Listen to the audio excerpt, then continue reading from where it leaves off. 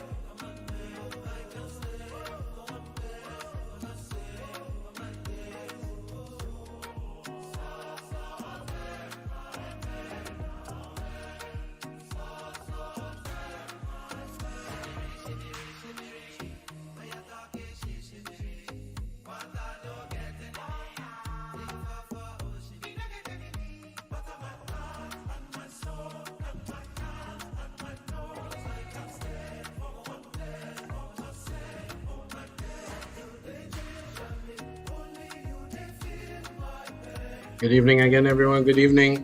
You have approximately 8 minutes left to do your pre-test. Approximately 8 minutes left to do your pre-test. Please look at the link in the chat for your pre-test. Thank you very much.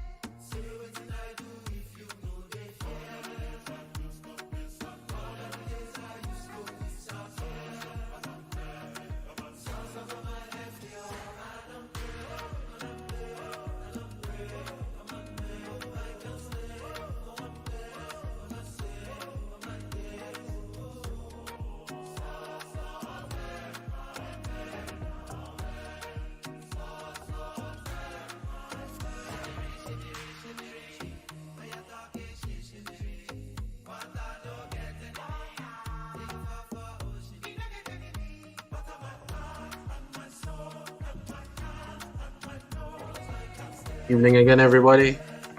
Just about 5 minutes remaining on your pre-test allocation time. Please note you don't have to request CMEs. The fact that you're logged in means that you've registered properly. So please don't request for CMEs in the chat. Simply do the pre-test and post-test.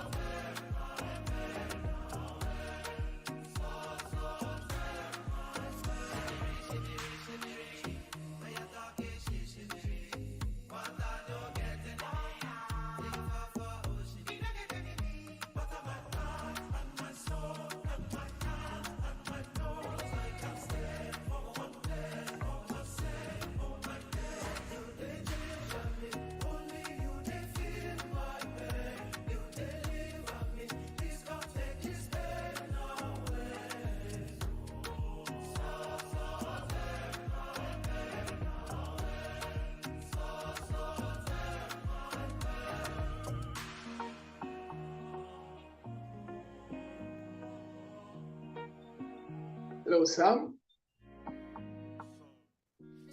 Hello, Hi, Dr. Sam. Gordon. Hi, Are you Dr. hearing Gordon. me? Are you Yes, hearing sir. me? Yes, sir. Loud and clear? Loud and clear, sir. All right. Thank you, Sam. Okay. Thank you, sir. All right, ladies and gentlemen, you have 3 minutes remaining. 3 minutes remaining on your pre-test. So please go ahead, look in the chat, select the link that's there, and have your pre-test done. 3 minutes remaining.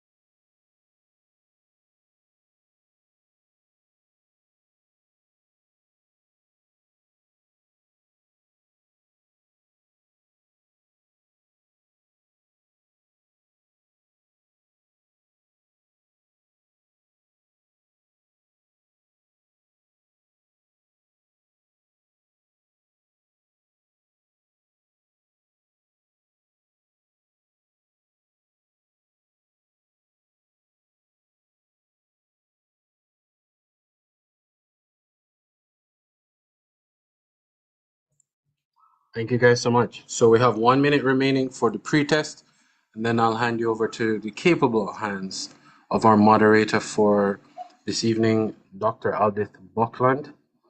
1 minute remaining for the pre-test.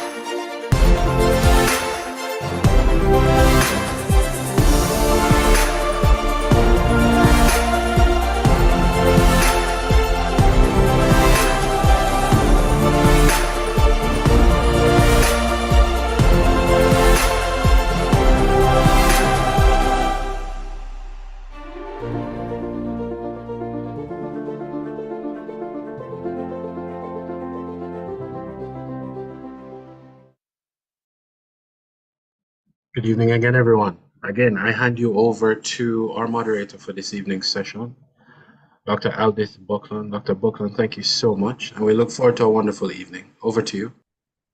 Thank you very much, Sam. Good evening, everyone. It is a pleasure to be moderator of this very important webinar, World Diabetes webinar on World Diabetes Day, November 14, 2023. It is truly a privilege for the Association of General Practitioners of Jamaica and Apotex to partner in bringing this webinar. I know that diabetes is a condition that all of us see so regularly, and it is a, shall I put it like this, a weapon of mass destruction. However, if we approach it a certain way, it may not be like that. And so together we can make a difference. Together we can help people to access care. And that's what it's all about. We know that access is not a simple matter. However, we can facilitate the access to care. We have two wonderful speakers coming to us. We know them very well, Professor Marvin Reed and Dr. Jacqueline Campbell. Both persons are very special to us because they have worked hand in hand with us to bring many wonderful guidelines in the past. Professor Reed is going to bring a really holistic approach to wellness and diabetes, because he's going to show us how together we can. And he will have many stories and practical strategies to share with us, to show us how we can inspire our patients and ourselves so that our patients and ourselves can see that it's all possible. Dr. Jacqueline Campbell, too, will indicate and guide us on the crucial components of diabetes management: access to care, the balanced diet, and medication adherence. She will stress the necessity of accessible healthcare services, regular monitoring, and maintaining a balanced diet to manage blood sugar levels effectively. She will emphasize the vital role of medication adherence, providing practical tips for patients to incorporate these practices into their daily lives. I really just can't wait to hear them speak. And before they come to us, I will invite our association's president, Dr. Donald Gordon, to bring the welcome. Dr. Gordon, over to you. Thank you, my esteemed colleague, Dr. Buckland, for that wonderful introduction. Good evening, everyone. I'm Dr. Gordon, President of the Association of General Practitioners of Jamaica. It is my pleasure to welcome you on behalf of the association as we collaborate with Apotex in hosting another webinar to highlight World Diabetes Day. Welcome to our esteemed presenters, Professor Marvin Reed and Dr. Jackie Campbell. Welcome to Ms. Judith McBean and Abigail A. from Apotex, the sponsors and the collaborators of this evening's webinar. Welcome to our good old friend Sam from Oldgate Solution, our IT technical support team, who does such a wonderful job in making things stream so smoothly. A special welcome to Lynn, who works tirelessly behind the scene as the administrator to make everything possible.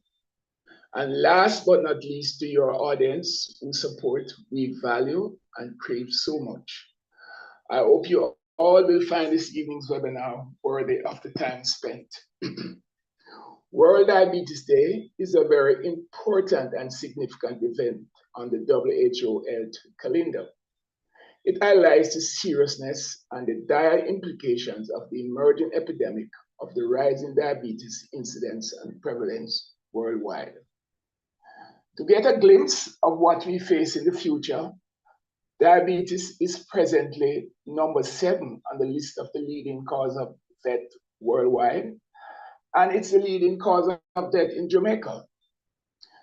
Diabetes prevalence in Jamaica is 12%, with 40% of persons unaware of their status, according to the 2016-2017 lifestyle survey.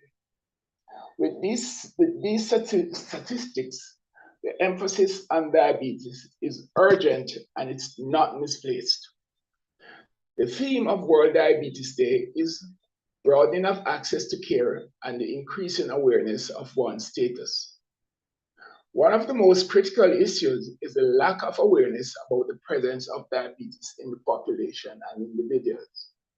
So the focus is on to promote awareness of the presence of diabetes in the general population.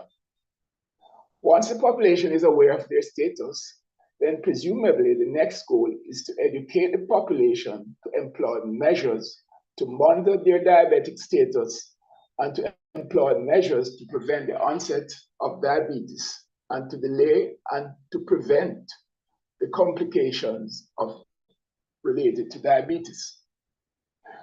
We are indeed grateful to Apotex for once again partnering with the association to spread the message on World Diabetes Day of the impending epidemic of diabetes, and also to spread the message of hope in taking concrete action on the diabetes awareness and treatment.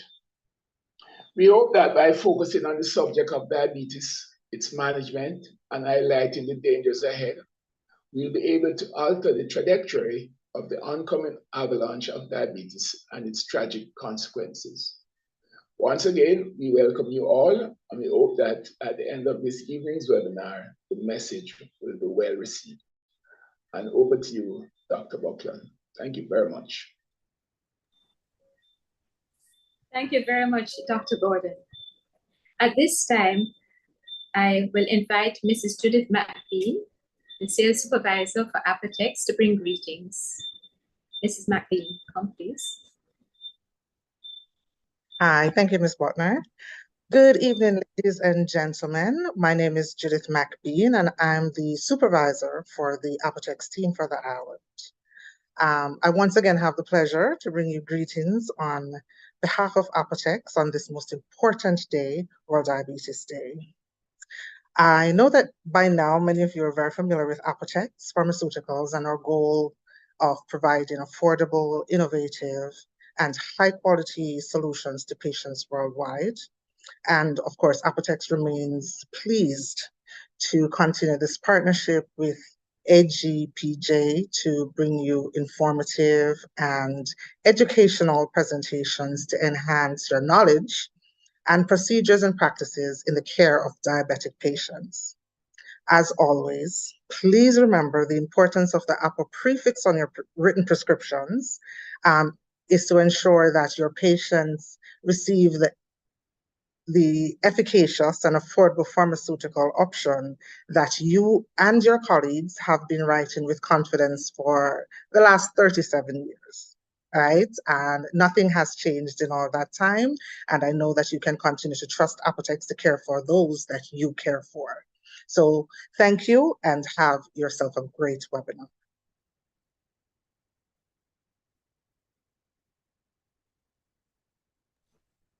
Thank you very much.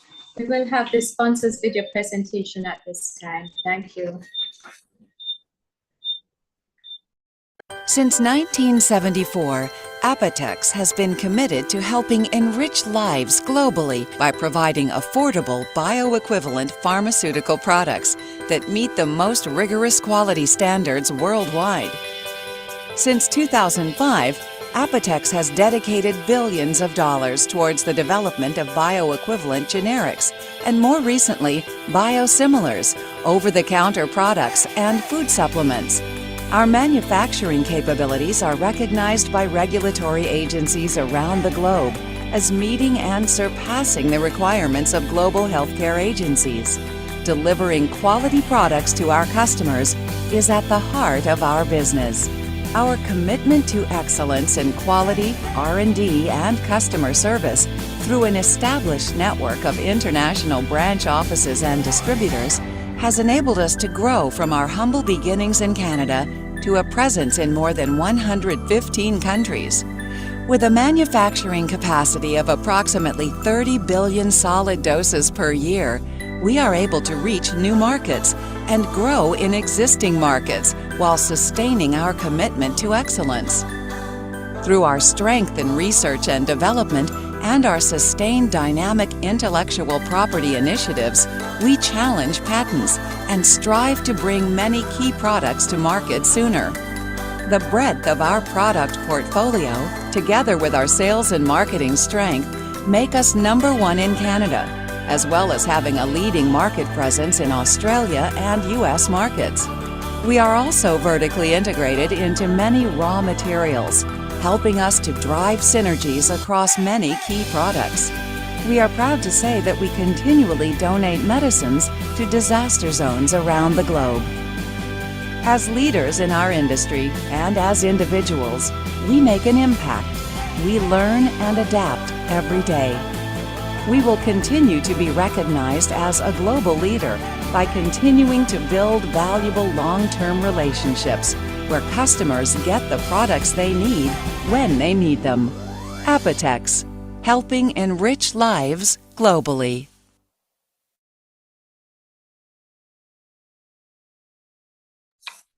Thank you so much for that video presentation. All right, so the time of appearance is at hand.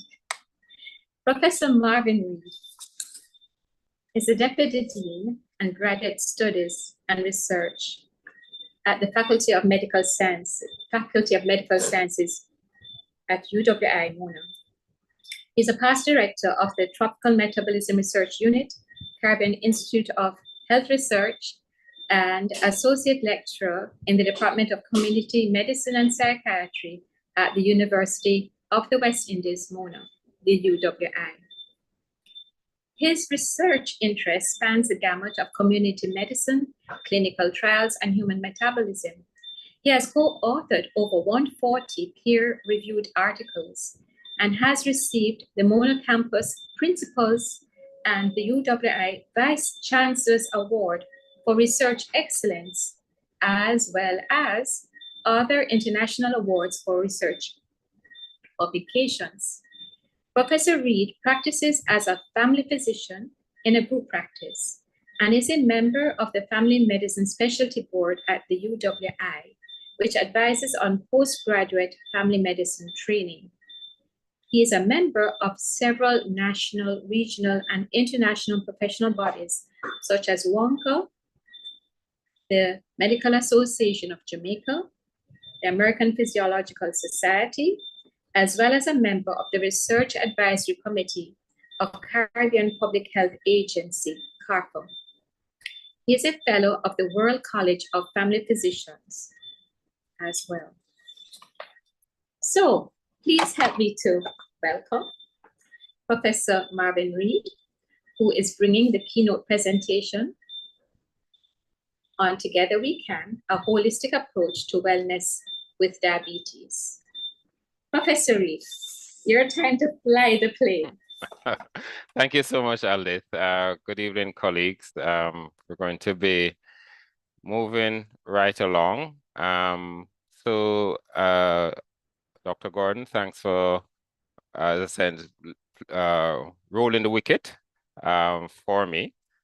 so that we can get cracking.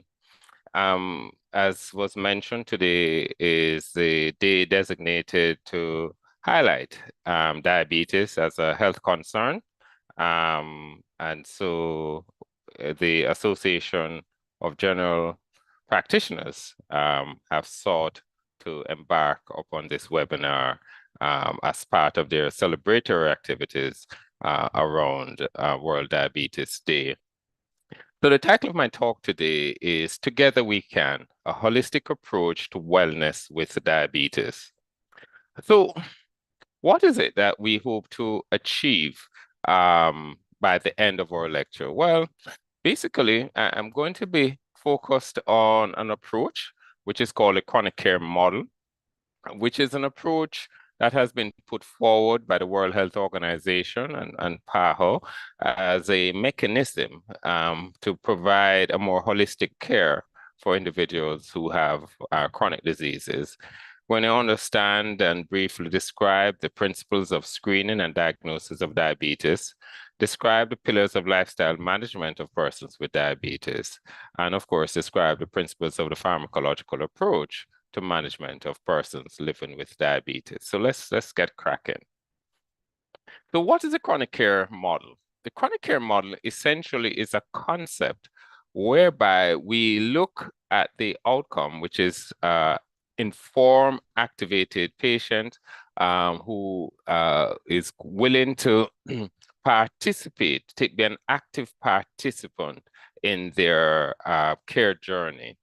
So within that concept, we do not like the usage of the pejorative term, like a diabetic and so on. But what we're trying to emphasize is that before us is a unique individuals who happens to have a particular issue as part of their life journey. And in order for us to satisfy and care for the circumstances of that individuals, we really need to have a prepared and proactive team of individuals who is in a bilateral or interactive interface with this informed and activated patient. But to facilitate that interaction, there are certain environmental factors which have to be in tuned and facilitatory to accommodate the interactions. These environmental things include at the level of the family, whatever support groups or support individuals that might be available, the respective resource, which may be both human, financial, as well as physical. Then we look at the health system, which is going to be the guiding system through which some of these interactions will be allowed to flourish. So within the health system, mechanisms to support individuals managing their illness, the design and delivery of the health system, how care is delivered, and clearly, the decision support system that exists within the health system is also important. And clinical information system, which amongst other things, enhances portability by our activated patients.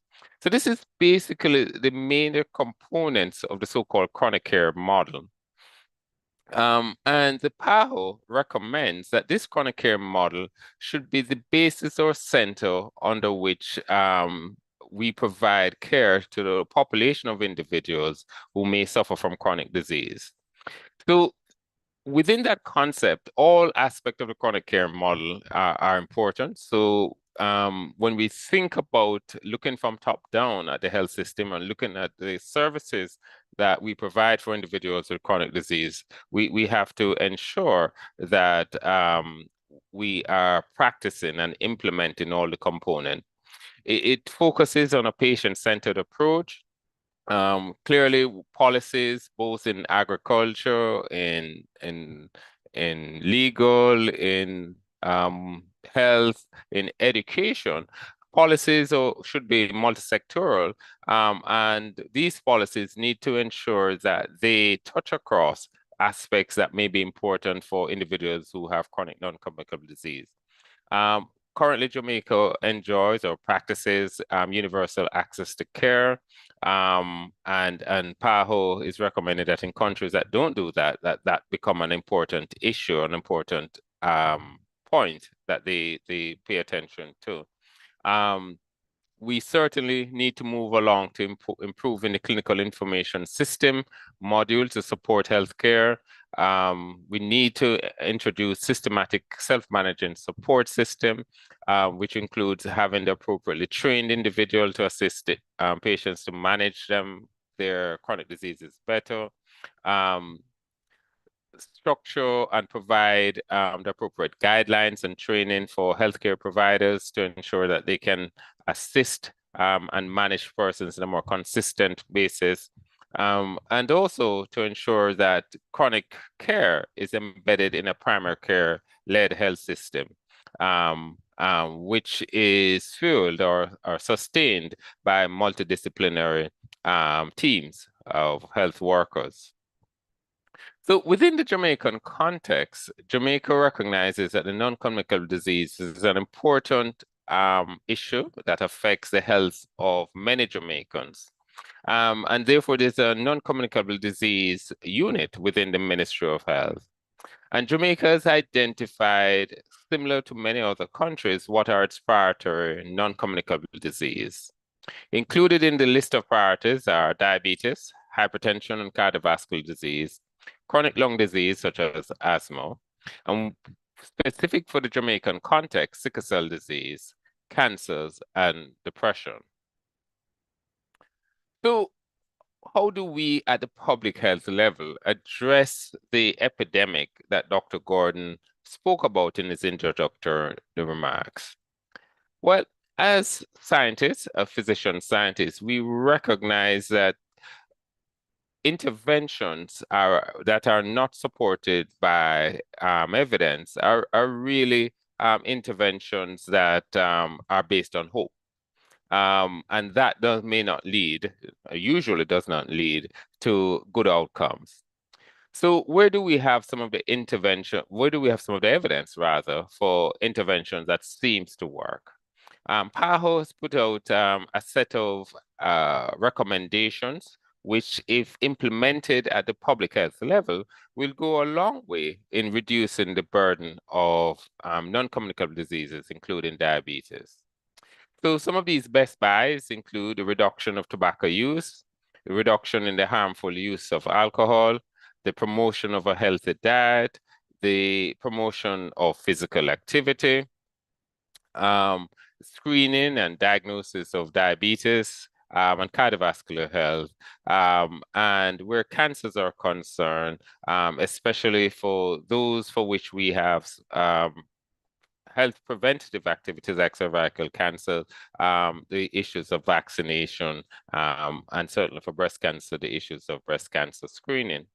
The PAHO has provided these bits of evidence that at the public health level will help to address some of the burden of the non-communicable disease.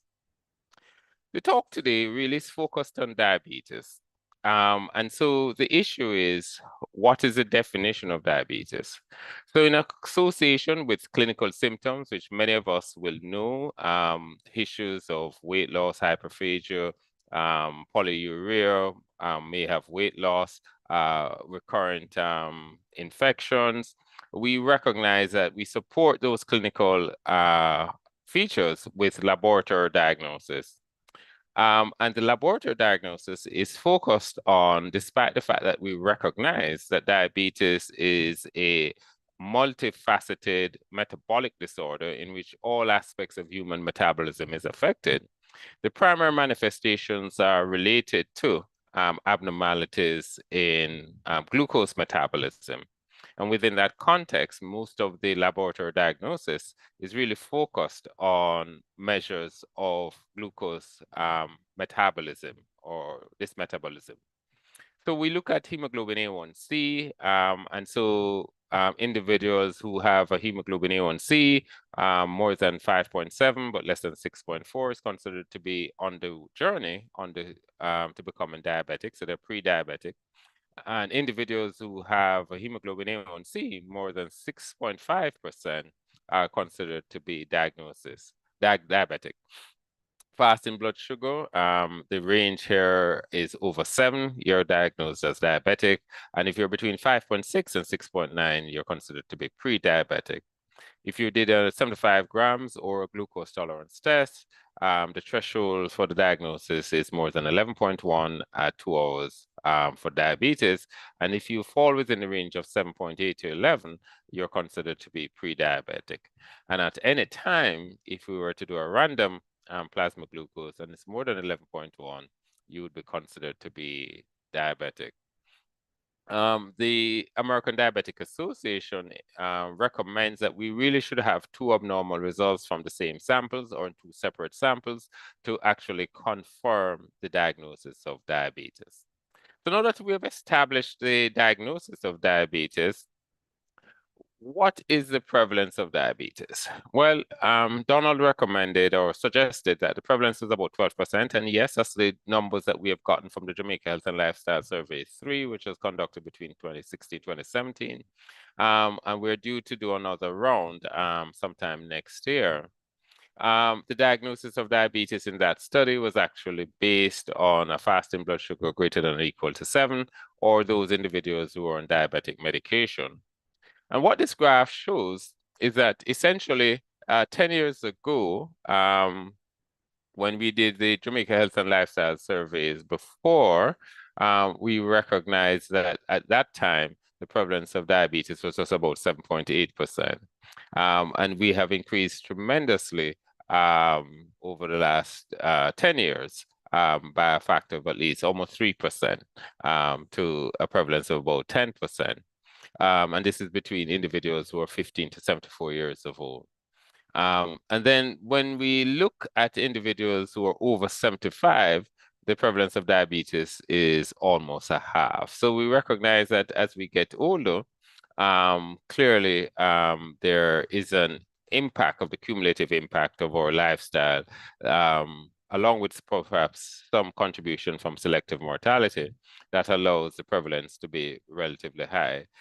Based on the data, a lot of that prevalence apparently is being driven by the increase in obesity, which occurs as we get much older. So with that said, one of the strategies that we can employ is that of screening.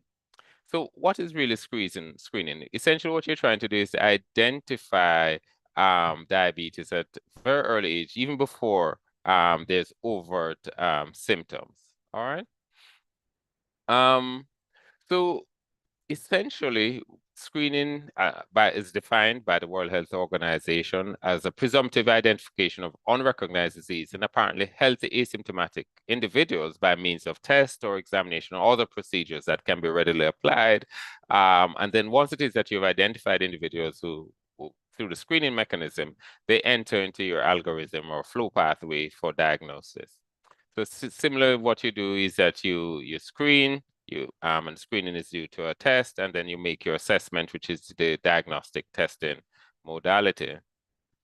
So what are the tools that we would be required or would be needed for screening? Well, most of us will have some of these tools in your office, and the recommendation is that you really should have them all. So clearly you need to have a weight because, as I said, being obese is an important risk factor for diabetes. The ability to measure height, so that's a stadiometer. The ability to measure waist circumference, so you really need a tape measure. The ability to measure blood pressure, so you need a sphygmometer. Point of care devices, which could measure blood sugar levels and total cholesterol. And most of us will tend to use the FINDRISC tool as a questionnaire tool, which has 8 questions. It doesn't require any testing, but it will identify individuals, asymptomatic individuals especially, who are at high risk of being diabetic, and therefore these individuals should be subjected to specific testing. Typically, a score of more than or equal to 15 increases your risk by at least 33% to as much as 50% with you having diabetes. The FINRIS tool, there are electronic versions available. So MD-Cal has the questionnaires already there set up. Medscape also has it. So for those of us who have access to the internet, we would be able to perform the screening using this tool. Similarly, you can actually print it. A copy of it is actually in the Ministry of Health screening guideline. So that's another way you could actually find it. As well as the World Health Organization cardiovascular risk prediction charts, which are also embedded within the MOH screening guideline manual.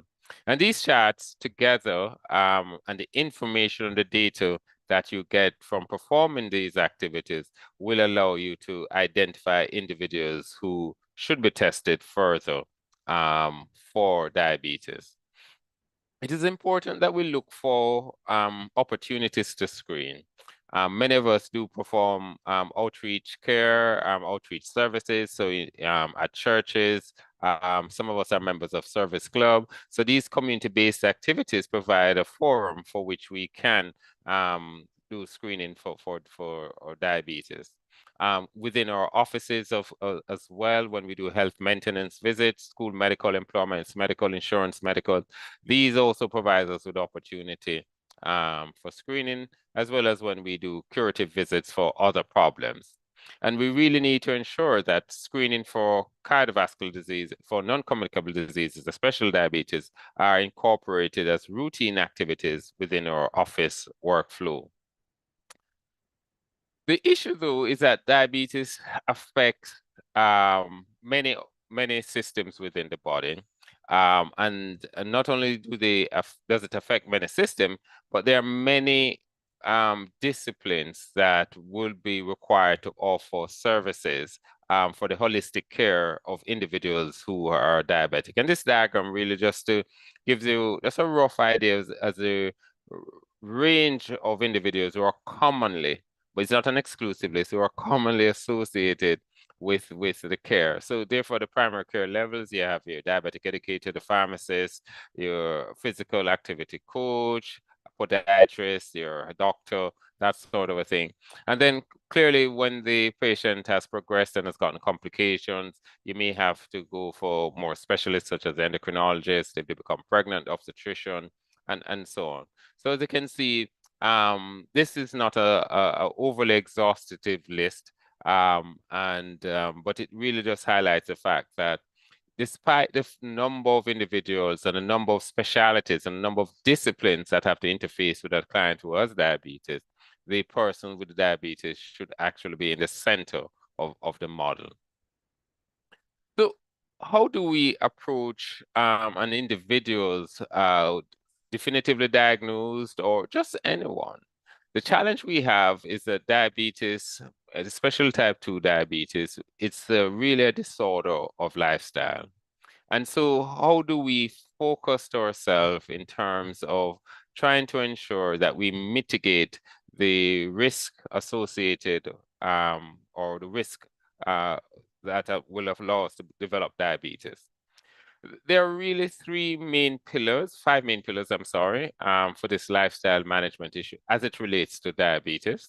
So there's nutrition, the issue of us becoming physically active, the limitation of alcohol use, not to smoke at all, and of course, where diabetes is concerned specifically, the whole issue of foot and eye care. So let's talk briefly about nutrition. Dr. Campbell will take you through perhaps some more details, but from a metabolic standpoint, what food does is really acts as a source of fuel. It provides specific nutrients which engage in chemical reactions.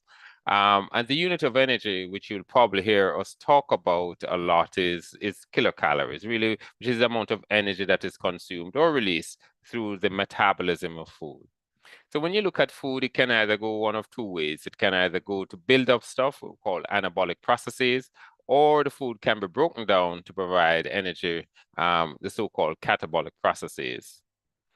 And, you know, there's lots of things that's written, there's lots of things that's tweeted, there's lots of things that misconceptions that individuals have what it constitutes the right diet. But broadly speaking, conceptually, it's essentially the right diet is one that meets your client's body metabolism and their needs. And in giving dietary advice or making dietary suggestion, one has to be cognizant of their food preferences, their culture, what are the things that they're accustomed to eating, and of course, the person's lifestyle, the kind of work schedule, the different scenarios that they may be involved in. And the right diet is one that is accommodative of all of these domains. So it's not a specific set of standard set of items that you're going to give everyone, because each of our body's metabolism is different. There's an area in medicine now called precision medicines, where we're even trying to take it to the level of understanding the genomic expressions of individuals and to tailor your diet to maximize or counteract any adverse genomic expressions that you may have. And as we gain better understanding of that process through whole body genomic scanning, it's the extent to which we can start tuning individuals' dietary prescriptions to more closely reflect their own metabolism even better. Just to say, clearly, one of the things or the basic concepts that we want to get across when it comes to diet is that you are only in balance when the amount that goes in through food and drink is equal to the amount that comes back out. So if you're gaining weight, it means that the amount that is going in is always more than the amount that's going out. The things that are responsible for metabolism is really your body functions and physical activities. So the only way you're going to be in a deficit is if the amount of calories that you're burning is actually more than what you consume. And so whilst it's a very easy concept, conceptually, we recognize that in terms of implementing it in practice, it's very, very difficult. And that is one of the factors that contribute to the prevalence of obesity we have. Certainly within the context of diabetes, we recognize that a 3 to 7% weight loss in people who are obese will improve cardiovascular risk factors and our ability to control their blood sugars even better. And certainly if we are able to achieve as much as a 10% weight reduction, we can actually, and sustain that, we can actually see improvement in long-term cardiovascular outcomes and even mortality. So managing weight is an important concept in individuals with diabetes. And so broadly speaking, just to say that in the Caribbean, we recognize the 5 food groups and the 6 food groups, I'm sorry.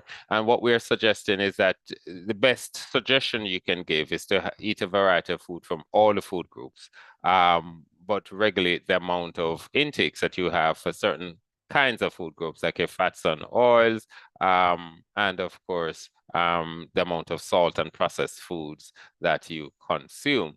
But I said I'm not going to go into too much detail in this particular lecture about the approaches on the nutritional side. Just to say that nutrition has to be complemented by exercise. And exercise is really just a subcomponent of physical activity. So physical activity for us is defined as any bodily movement that is produced by the skeletal muscle that results in energy expenditure.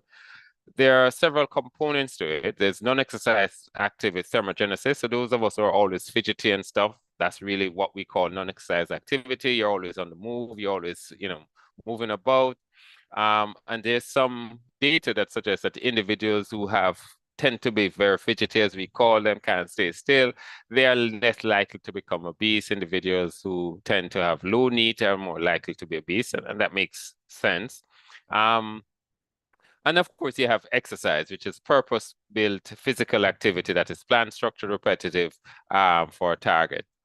The Jamaica Health and Lifestyle Survey, in addition to demonstrating the prevalence or the burden of diabetes, also gives us a clue as to why is it that that burden is so high. So when we look at the proportion of individuals who report that they're very, very active, that's roughly about 2% of the sample. The vast majority, 82% of the individuals, are in very low physical activity state. So exercise we recognize as certain physiological functions. There are two main types, the isotonic type and the isometric type. So the isometric type is really like weightlifting, and the isotonic type is really like more of the aerobics type. And most exercise will involve both types, and both types are actually very useful. And as we get older, one of the challenges we face is dwindling of the skeletal muscles, so-called sarcopenia. So in that context, isometric exercises are fairly important. So these are just roughly some of the independent benefits of exercise. It reduces the risk of dying, reduces the risk of you developing diabetes, reduces the risk of reducing blood pressure, and then of course it helps to control your body weight. The recommendation is that you should aim to engage in at least 30 minutes or more of moderate intense physical exercise on most days of the week. Certainly, the total amount of duration for the week at the basic minimum is roughly about 150 minutes per week is a recommendation by most health authorities. So let's briefly just run through the alcohol component of the risky approach. So alcohol, the challenge we have is that it's socially accepted drugs in many countries. So in Western countries it is, in some Middle Eastern countries it is not. But certainly in where we sit in Jamaica, it is considered to be socially acceptable for you to go and have a drink here and there. The issue, though, is that if you consume alcohol, some individuals may actually progress to what we call alcohol use disorder. And one of the screening tools that we can actually utilize to assess that process is so-called the Agpj questionnaire, which really just asks us 4 questions, and based on their response, if they have answer of yes to more than 2 or more of these response, then this is highly suggestive of an alcohol use disorder. And of course, then we should employ or engage with our psychiatric colleagues to manage these individuals. We know that alcohol causes an increase in your blood sugar levels, and so individuals or patients who have diabetes and consume alcohol will have more challenges in terms of managing their blood sugar levels and managing their blood pressures. So overall, our recommendation is to avoid excessive use of alcohol and limit to about what we call 1 to 2 units per day. And on my slide here, I've given you some examples about 1 unit. So essentially it's about a small 77 mils of wine, about 220 mils of a beer is really what we would consider to be what you should consume roughly per day as some guidance. All right, so one of the other things that we need to recognize is that individuals who consume high levels of alcohol may also get hypertriglyceridemia, and with that they may get liver inflammation and pancreatitis. So that's something that we have to be cognizant of. Many of our patients will smoke cannabis, and some of them will also smoke cigarette. And those 2 bits will also make diabetes a little bit more challenging. Cigarette smoking is associated with some cancers, many cancers, in fact, especially that oral cancer, lung cancer. There's an increased risk of peripheral vascular disease, erectile dysfunction, and independently an increased risk of diabetes, right? The acute smoking of cigarette is associated with increase in your heart rate and, of course, a rise in your blood sugar levels. So individuals with diabetes and who smoke, they tend to have a higher prevalence of heart disease, kidney disease, and of course, eye damage. And so the recommendation as it relates to smoking and diabetes is that individuals should not smoke. General people should not smoke, full stop. And this is worse if it is that you have diabetes. This situation is not as straightforward with cannabis. We know that cannabis will affect your blood sugar levels and it can affect your weight. And within that context, because we know of the relationship or association between overweight and diabetes, it may predispose individuals to becoming, through that mechanism, becoming diabetic.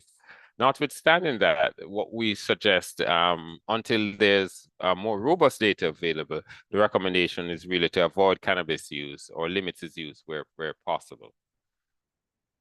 So when we look at everything in total, as I said, diabetes represents a lifestyle disease, which requires us to be cognizant of the lifestyle management approaches. And one of the tasks that we would have as healthcare providers is to assist our patients to make more healthy choices. And if they do that, it usually will result in a more healthy person. So let's now look at the physician management of individuals with diabetes. So one of the things that we recognize is that with chronic diseases, you can't really manage the disease for the patient. You're there is really as a healthcare coach. And so within that context, it's a shared responsibility between yourself and your patient. And so one of the things that we'll have to get towards is really to assess and agree on what are going to be our goals of care. And broadly speaking, those goals of care could be divided into two main sub-goals. One is the prevention of complication, and the second one is to ensure that our patients enjoy the best quality of life that is possible. And in order to do that, we have to agree on what are the specific components of our management plan. We have to ensure that we review these plans on a regular basis. We also have to ensure that we agree on what are the milestones in terms of surveillance for complications, what are the things that we're going to be doing. But the long and short is that many health organizations are recognizing that the paternalistic approach to chronic disease care is unsuccessful and doesn't work. And so within that context, many organizations, so many of the chronic diseases are looking towards a chronic care model, which I just said. So this is just a further expression of that chronic care model. We're looking at a proactive, engaged participant in their own care. So when we speak about, since that hyperglycemia is one of the major manifestations of diabetes, a lot of the goals are related to the glycemic levels. And so typically most organizations have agreed on a 7% target, especially in those who are younger and who have a longer duration of life expectancy as the goal. Individuals who are much older and are very close to and have a lot of other challenges, where making 7 may be impractical, then we may have to settle with a target of about 8% for the hemoglobin A1C. So, as I said, diabetes is a generalized metabolic disorder. So not only would they have issues related to blood glucose, they will have issues related to protein metabolism, lipid metabolism. And on the lipid side, we also have specified goals that has been shown to reduce the risk of cardiovascular death. So LDL concentration, HDL concentration, the triglycerides. Blood pressure control is very important because diabetic nephropathy is a very common complication of individuals with long-standing diabetes. And one of the ways to minimize this is to really aim for much better or tighter blood pressure control values. And so the recommendations from most authorities is that we aim for our systolic blood pressure of less than 130 and a diastolic blood pressure of less than 80. We do now have quite a plethora of oral medications to treat diabetes. So, metformin is the mainstay and the first choice in most guidelines. We have the thiaglitazone, we have the sulfonylureas, we have the gluconides, we have the acarbose, which is their alpha glucosidase, we have the DPP4, which is the peptidase 4 inhibitors. We have our GL P1, which are the new kids on the block that everybody's getting very excited about, extremely expensive, not yet here available in Jamaica. And then we have a sodium glucose co-transporter 2 or SLGT2 medicines, which has some data to say that they have additional cardiovascular efficacy. And so again, many of the societies and international guideline bodies are actually incorporating their use in the management of diabetes. So when it comes to implementation of pharmacotherapy, we recognize that the less is best if we can. So the goal, hopefully, is to treat them with the least amount of medicines, along with lifestyle management, that will achieve their shared goals. There is the issue of, can we prevent diabetes? And there's some data to say that metformin therapy, especially for those who are very overweight, between 25 and 59 with very high BMIs, not yet diabetic, but might be in the pre-diabetic range, that giving them metformin may actually prevent them from progressing to type 2 diabetes. A colleague of mine was actually suggesting perhaps we may think about an intervention where we just like how we add sodium fluoride to our water to actually prevent caries. And that has shown to be an effective intervention. The question that was posed to me, have we ever considered adding metformin to water to see if we can, since so many people are obese, to see if we can actually prevent the thing of diabetes? So it's a thought. Something that, you know, is probably worth having a study designed around. Notwithstanding that, though, for those individuals who have established diabetes, we have a range of medications, oral medications available to us. Metformin is the first, but if a person cannot tolerate it, then we have others that we can use, the DPP-4, sulfonylurea, SLG2, and the lidozones. The challenge we have is that the specific choice is going to be dependent upon the goal, other characteristics of the patients, whether they're overweight or not, and any other clinical complications that may coexist. And so I'm here, not going to be here describing all the possible scenarios, but just to know that there are many inputs that we have to consider with our patients in order to select the one that is most appropriate. Certainly, if we're starting from a hemoglobin A1C of more than about 8.5%, because we're aiming to get them down to less than 7, dual therapy, you may start on that on the bat. Clearly, individuals who have been on monotherapy 3 to 6 months, not have achieved their goal, they will have to be moved to dual therapy.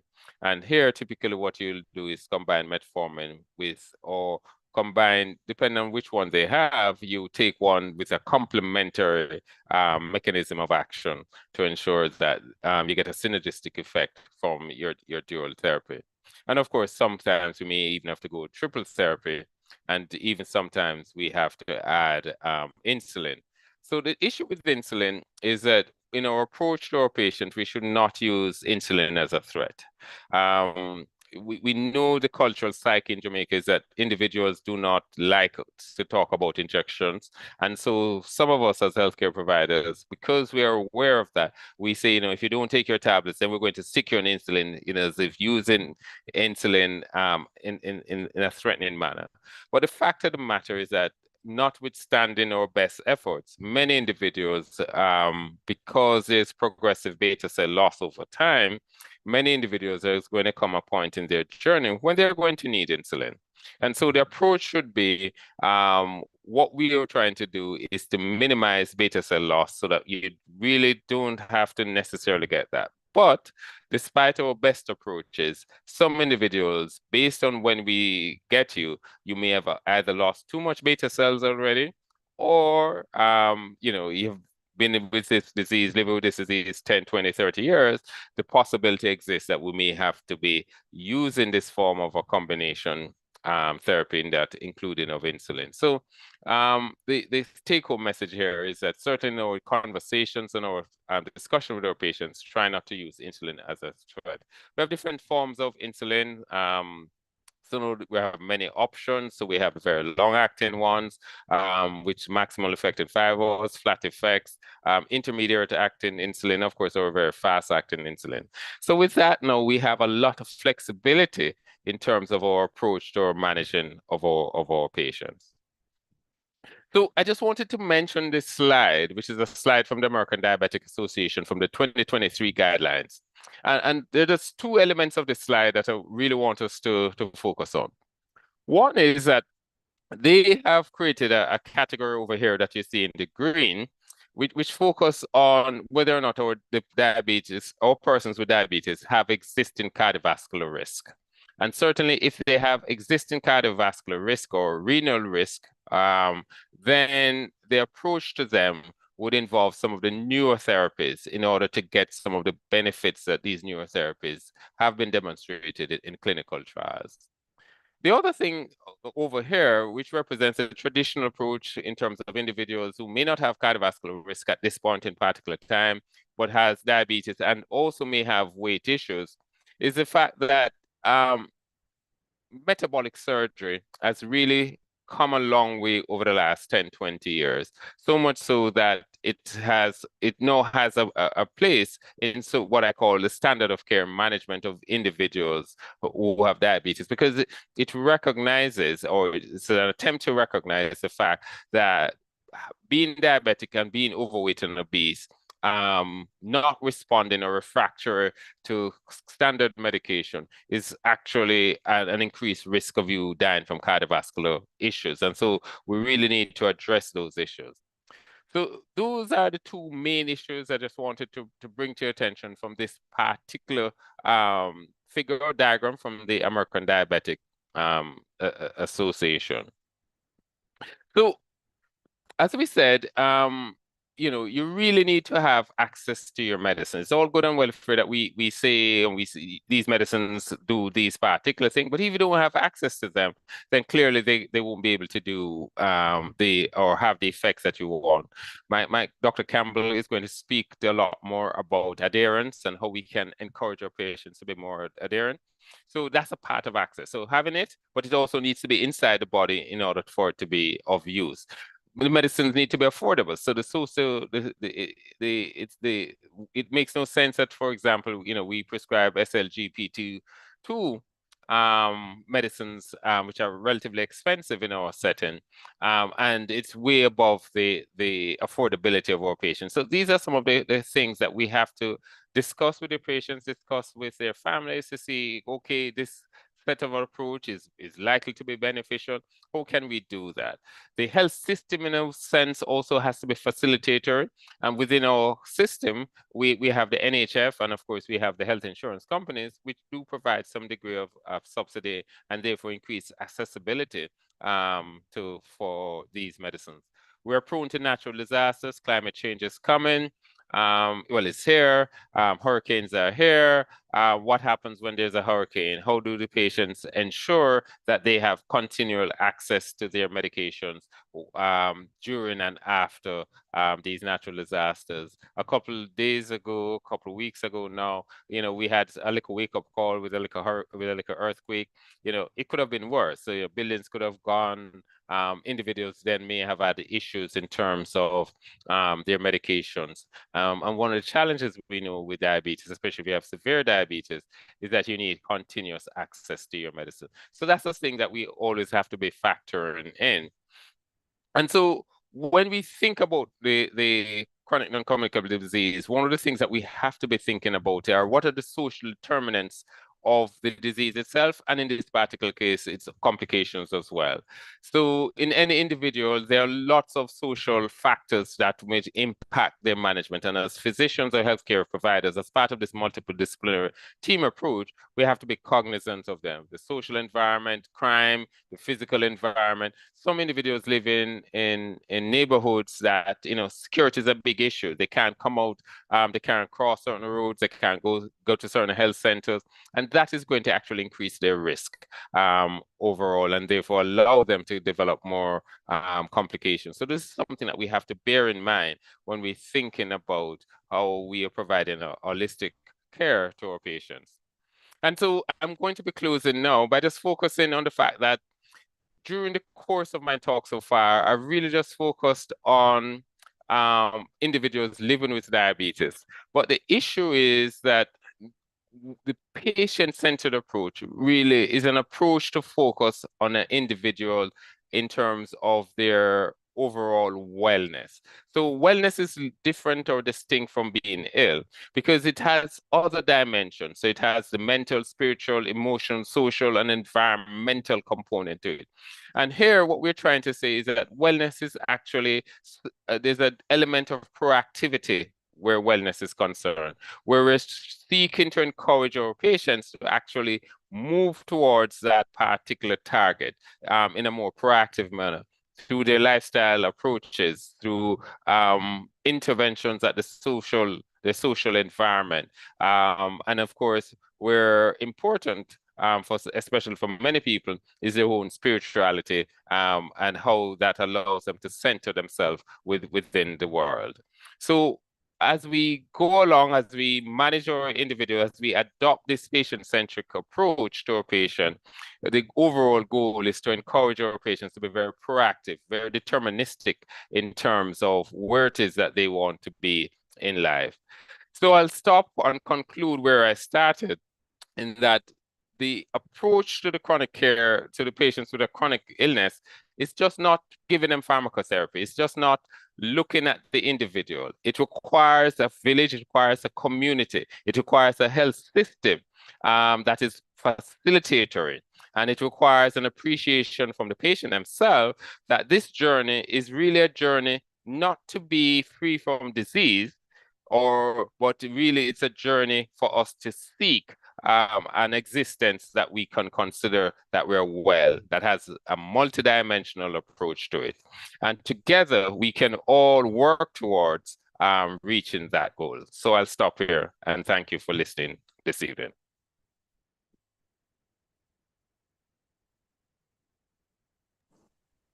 Thank you very much, Professor Marvin Reed. A very excellent presentation. Professor Marvin Reed spoke about Together We Can, a holistic approach to wellness with diabetes. And he explored the importance of lifestyle modifications, emotional support, and community engagement in diabetes management. I want to share with you, Sam? Hello? I want to know if you guys are seeing me. Yes, all right. I closed off my thing. All right, I want you to do something because it's for just a few minutes. We're talking about relationships. Nothing matters unless we have a good relationship with ourselves, with our God, with our family, with the people who are around us, and the people at work. If we don't have good relationships, we're going to have chaos, craziness, crime, and all kinds of strange, funny things happening. So I want you all now, just do this with me. Put your hand on your heart and just breathe slowly in and out. And feel the breath going into your heart area. I do it with my patients. Ask them to breathe into their heart. Breathe into your heart and you feel it. We want to protect their heart. And as you breathe into your heart, think about somebody that you really love. And you put them right here. So you're breathing. You're feeling your heart beating onto your hand. Breathe. And think about somebody that you love. And then if somebody else is close by, you can look at another person. Maybe you don't know that person, but you look at them with that warm regard. and build rapport. The other thing I want you to do is just an experiment I'm running with you. Breathe, do the heart breathing in and out. And just experience, you know, that warmth that the sun gives on your skin. Just feel that warmth and just place it in your heart. And it's that warm feeling that you want to have toward yourself to take care of it. Why are you going to do all of this if you don't love yourself? I want you to feel your heart and love your heart and love yourself. Because once you love yourself, you'll be able to love somebody else. Once you love yourself, you'd want more for yourself.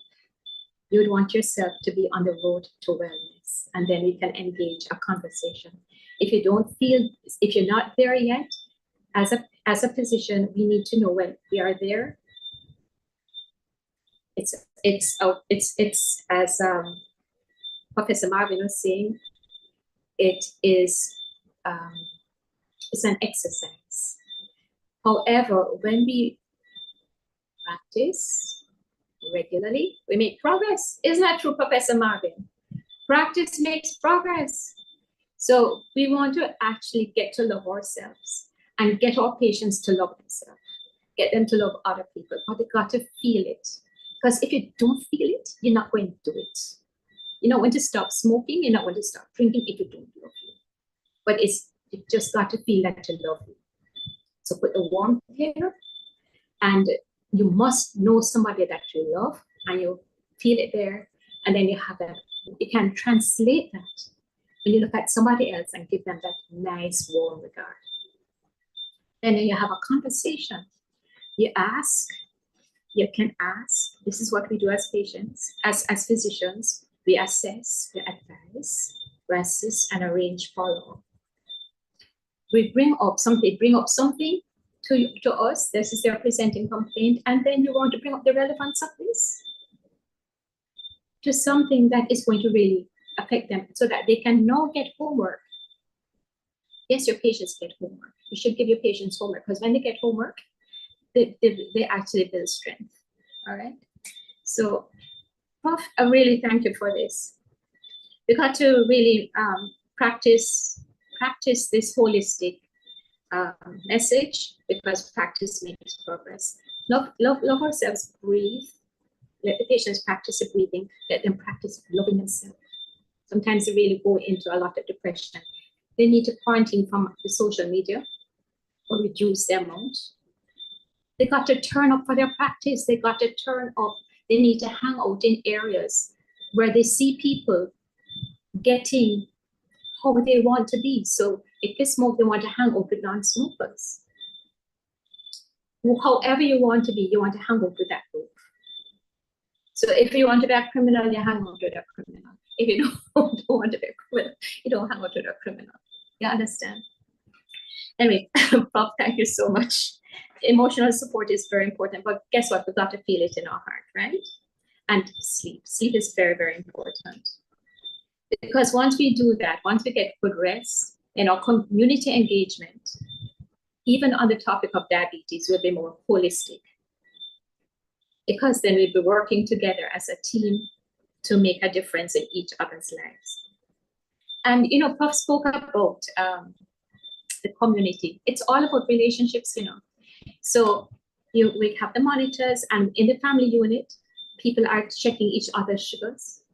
We need to actually have the family coming in to show them how to cook. And I know Dr. Jackie is going to deal with this. We've got to train the family, because you have a patient, but if the patient goes back to an area where there's no support, then what? It's just like the smoker. Before we had the public health law that stopped smoking in public spaces, there was so much trouble for the people to quit smoking. They were struggling. However, with support, they can. It makes a difference. So we need to set the right environment so that the plant can thrive. We've got to nurture this. So we need to nurture the family. Got to really nurture the family, But it starts here in the heart. Got to love yourself, love the family, bring the family members in, and then work with the family. Right? Now, our next item is going to be a sponsor's presentation video. So Sam, let's have the TV works. Thank you very much. Sam, over to you. We're going to have the sponsors presentation video at this time.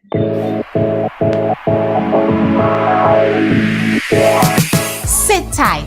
Don't even take a bite. You don't want to miss the opportunity to win a prize in our Apotex Spotlight.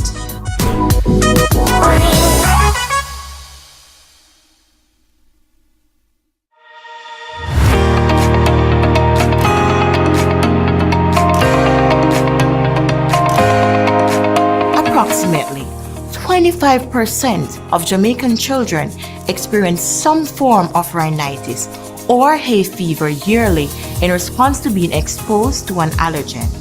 An allergy is an immune response to a foreign substance that's not typically harmful to your body. These foreign substances are called allergens. This may include certain foods, pollen, or dust. Your immune system's job is to keep you healthy by fighting harmful pathogens. The different classes of anti-allergy products available from us at Apotex are antihistamines, corticosteroids, mast cell stabilizers. Firstly, antihistamines are products commonly used to treat symptoms of allergy. These can be classified as being either first or second generation. The main difference between both generations of products is the fact that the second generation antihistamines are less likely to cause drowsiness and is much safer because they have less drug interactions. At Apotex, we offer two main options of second generation antihistamines, or apoloratidine and or apoteterizine. Apoloratidine is indicated for the relief of symptoms associated with seasonal allergic rhinitis, as well as for the relief of symptoms of chronic urticaria and other dermatological disorders. The recommended dosage is 1 apoloratidine tablet for those individuals 12 years and over, and for children 2 to 11 years of age, half a tablet can be given once daily. A special physiochemical property of our apoloratidine is the fact that it is scored, tasteless, and chewable, which makes it even more tolerable for the pediatric population. As for our apoteterizine, this is indicated for fast relief of nasal and non-nasal symptoms associated with seasonal and perennial allergic rhinitis and in chronic idiopathic urticaria. This molecule can be used to treat individuals 6 years and older by administering only 1 10 mg tablet once daily. As for our corticosteroid option, we have our apomemetazone nasal spray.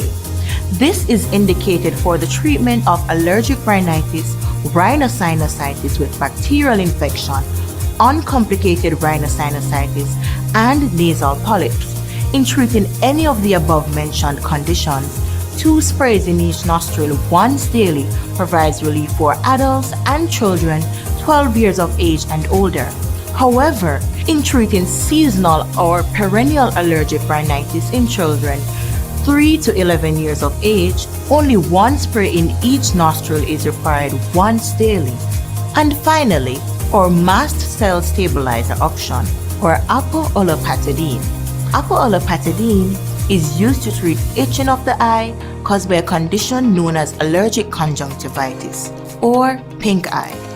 This medicine is also used to treat eye itching or redness caused by pollen, ragweed, grass, animal hair, or dander. Being a mast cell stabilizer and a selective H1 antagonist, apoolopatadine is non-steroidal and non-sedating, which inhibits the release of mast cell inflammatory mediators. The recommended treatment dose is 1 drop into each affected eye once per day.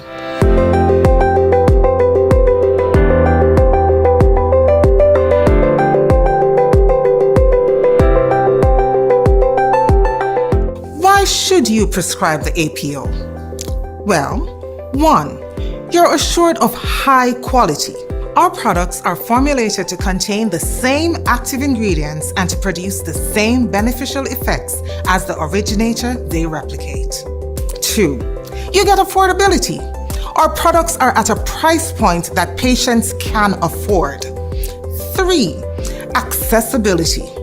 Our products are well distributed in all pharmacies island-wide. 4. Our therapeutic range. We have a wide range of products in numerous strengths and forms. So please remember to add the APO prefix to ensure your patients receive a high-quality, affordable pharmaceutical option. Have an apotastic day.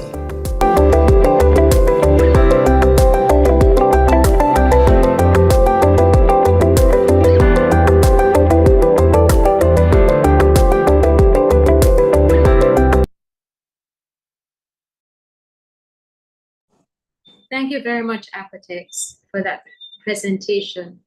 Our next pilot is Dr. Jacqueline Campbell. Dr. Jacqueline Campbell is a family doctor and pharmacologist. She's a lecturer in pharmacology, pathophysiology, and complementary and alternative medicine at the University Mona. Dr. Campbell also supervises the research of undergraduate and graduate pharmacology students. She has been a newspaper columnist, writing medically related articles in the Jamaica Observer, and a co-host of radio programs which promoted health education, specifically in complementary and alternative medicine. She is the author of the book, A Patient's Guide to the Treatment of Diabetes. She is a wonderful family doctor. And you know, a family doctor deals with relationships, a family doctor deals with family support and family support training for the family. And it is a pleasure for me to invite Dr. Jacqueline Campbell to fly this plane at this moment. Jackie, please come. Hi, good evening, everyone. Good evening, Aldith. I'm going to share my screen. Sam, I may need your help. I thought I had it. Sam, are you with us? I'm here, Doc. Can you just upload my presentation for me, please?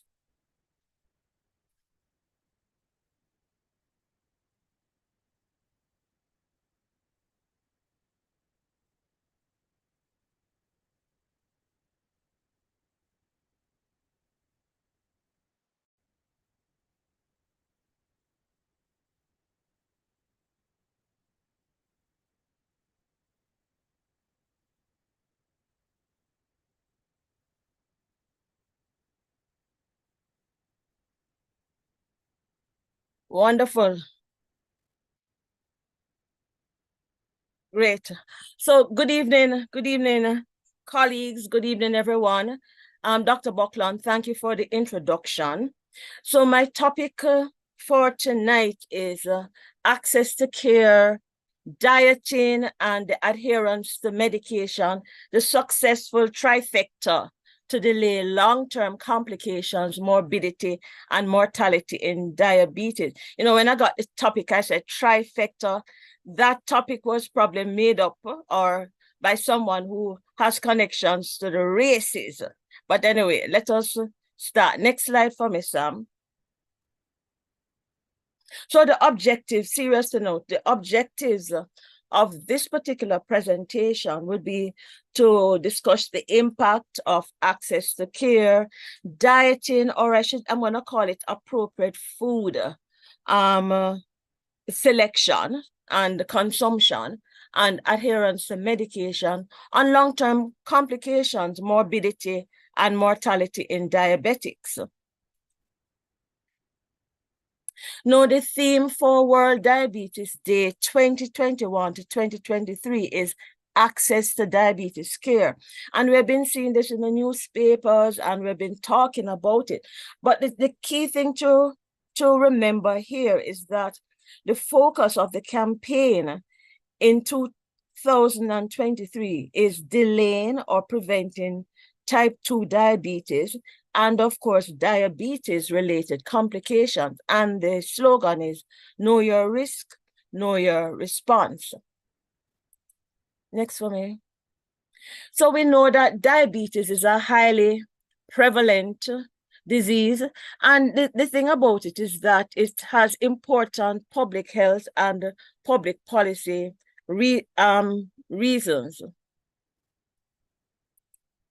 And what we know is that because it's a major public health problem, it's going to or can result in a reduction in the quality of life. Of course, it can have increased morbidity and, of course, mortality. And, of course, the progression is associated with numerous complications. Next. And I'm going to keep reminding you about this. If we decrease the complications, we can decrease morbidity. We can, of course, decrease mortality. And, you know, when you look at the patient, so I'm just going to add some context before I really start discussing the different areas. When you look at our patients, they have these challenges, and these challenges are on a day-by-day basis. They have this complex set of behavioral actions. Think about it. There's a meal plan. There's a physical activity. They need to take a medication. And of course, you know, some of our patients not going to be taking the medications as they should. They're going to add a little of this and a little bit of that to it, of course. And this sort of regime that they have to follow is going to be complicated by this need to integrate everything into everything else that they have to do in their lives. So you can see that our patients are going to have these particular challenges. Next for me, please. Now, to get into the meat of the matter here, this is taken from an article which was written last year by Professor Alverston Bailey, and it showed what we know already. The figures from the Ministry of Health and Wellness, which show that 1 in 8 adults is living with diabetes, while 1 in 4 Jamaicans is unaware that they even have the condition. And it is very important that us as healthcare professionals, we know how to detect and diagnose diabetes early so that we can help persons to live with this disease, live well with the disease, as Professor Marvin was speaking about. Next for me, please. Now, you have some critical components in diabetes management. Education is one. Dietary pattern adaptation, exercise, self-monitoring, smoking cessation. Stress management is very, very important. And it's something I feel that sometimes we don't really emphasize enough with our patients. We don't really have a conversation with them about the need to manage stress. And of course, the pharmacological interventions. Next for me, please. Now, when we look at diabetes education, why do we need to educate persons about diabetes? The fact is that, as it was stated before, many persons are unaware that they are diabetic, yes, and those persons who know that they are diabetic, they just kind of know they have a disease, but they don't know exactly what causes it, what they must do, so they're kind of like lost, okay, and they expect us as physicians to really guide them. So with diabetes education, it's going to help in terms of improvement, in terms of the knowledge and lifestyle changes. We need to have, of course, the improved patient outcomes, as Professor Reed was speaking about, weight management, reduction in the glycosylated hemoglobin, lipid levels, and so on and so forth. Quality of life is important. And as I'll probably speak about later, Depression is something that we have to be talking about. We have to be looking out where our patients are concerned. We also, with diabetes education, is going to touch on improved levels of physical activity. There's reduction with diabetes education, there's reduction, hopefully, in the need for medication, and people will also know how to use the point of care devices that are very necessary in terms of managing this disease. Next for me, please. So the lifestyle changes, we know these already: eating, weight control, regular physical exercise, smoking cessation, reduction in alcohol intake. Next for me, please. The lifestyle management here, when we look at this, we know that it's fundamental in diabetes care. So you have self-management education, you have self-management support, lifestyle modification. Next, we're going to run through the next few slides fairly quickly, Sam. So the self-management, we'll know that this is a process that people have to go through, and it includes many of the things which we speak to our patients about: the meal planning, the planned physical activity, blood glucose monitoring, taking medication, managing episodes of illness, of, let us say, low and high blood sugar. So people have to know that if they start to feel a particular way, as our patients say in Jamaica, they have to ask themselves, could this be as a result of any disruption in my blood sugar levels? So if that is so, what must I do? So one of the things we have to say to them, you have to have a glucometer, and you have to, when you have the glucometer, you have to know how to use it. Many of our patients do not like to stick themselves.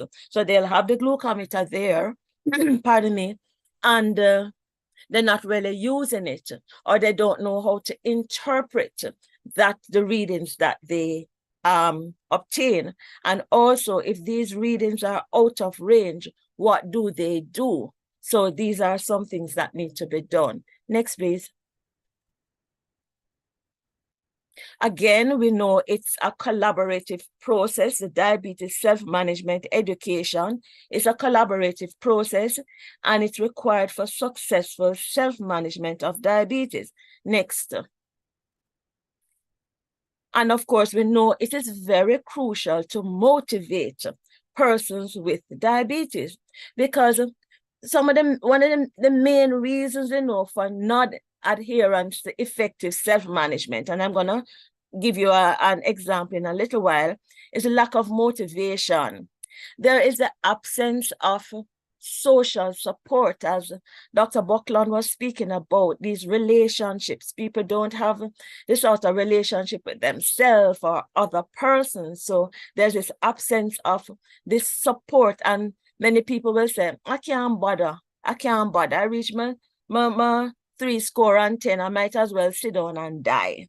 And of course, you have the disease-related implications. You have this fatigue, because many of our patients with diabetes, they not only are diabetic, they are hypertensive, they have the high cholesterol levels, they are obese, they have so many other things that they could be working on, could be experiencing. Next for me.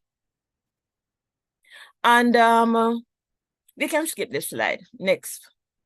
Let me look at this case history, and I'm sure many of you have patients like this. And I'm going to give you these two case histories, and I'm going to go back to them at the end. So we have a 59-year-old female. She's employed, has a strong family history of diabetes, also a history of gestational diabetes.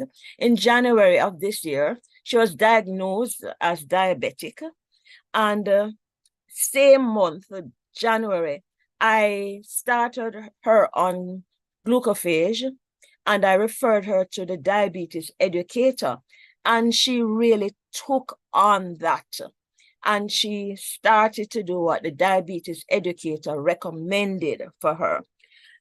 She also took the medication, and in May, you'll note that her glycosylated hemoglobin went down to 5.8%. Of interest, and I'll go back to this in a little while, she has health insurance and also an NHF card. Next slide for me, please. We have the next person who is a 90-year-old pensioner, about a 17-year-old history of diabetes. So in other words, I met him 17 years ago. Diabetes and hypertension, variable medication adherence. Had the medication, but he said he's not taking them often. No dietary restriction. His wife unfortunately died. No one to cook his meals. And over the last, let us say, 3 years, marked loss of weight. In fact, for about 2 years, I didn't see him. And I was quite surprised when he came to the office. I mean, the loss of weight. December, a year ago, glyco-HB 13.8%. He refused to go on insulin. He says, well, you know, we all have to die one day, doc. It's just a matter of time for all of us. And in May, he reluctantly agreed to go on insulin. And it's because he found a neighbor who was able to give him the injections. In September, what I did is that Dr. Reddy's has a coupon, and I wrote up the coupon for him to facilitate him getting some bloods done. So I'm gonna see if he does the bloods and what happens, because we have to really work with him. Next for me now.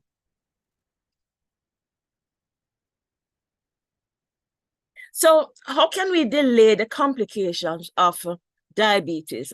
One, we're looking at improvement of access to care. We're looking at appropriate food consumption, and we're looking at adherence to medication. So as I said to my students, we're just starting the lecture now. So next for me. So access to care, next. So what is the definition of access to care? It is the timely use of personal health services to achieve the best possible health outcomes. And many persons face these barriers that prevent or maybe even limit these needed health services. And we know that what is going to happen is that there is going to be an increase in poor health outcomes and, of course, health disparities. Next for me, please. No, access is complex, and when I want you to really look at this slide, that if the services are available and there's adequate supply of services, the opportunity to obtain healthcare exists. And so this population may have access to the services. So now the extent to which this population gains access is going to depend on many things. Financial, it's going to depend on organizational, it's going to depend on social barriers, cultural barriers. And we can have access, you know, but it is going to be dependent on affordability. It is going to be dependent on physical accessibility and, of course, acceptability of the services. So it's not just merely the adequacy of the supply that is there. So that is why access is quite complex. Next for me. So I'm going to spend some time with this particular slide. Why is access to healthcare important? It's important because it impacts a person's overall physical, all aspects of the person are affected. Physical, social, mental health status, very important. The quality of your life. The access is going to be affected. I'm going to start first with the cost of health insurance. So many persons, quite a few people have health insurance, but think about it. They have the health insurance, but many persons will tell you that within a month, depending on the medications that they are prescribed, within a short space of time, the medication money finish. So you can have the health insurance card, but the money that is there to help in terms of subsidizing the medication, that is going to be finished very quickly. Persons on fixed incomes, how are they going to manage? Frequently, they cannot manage at all.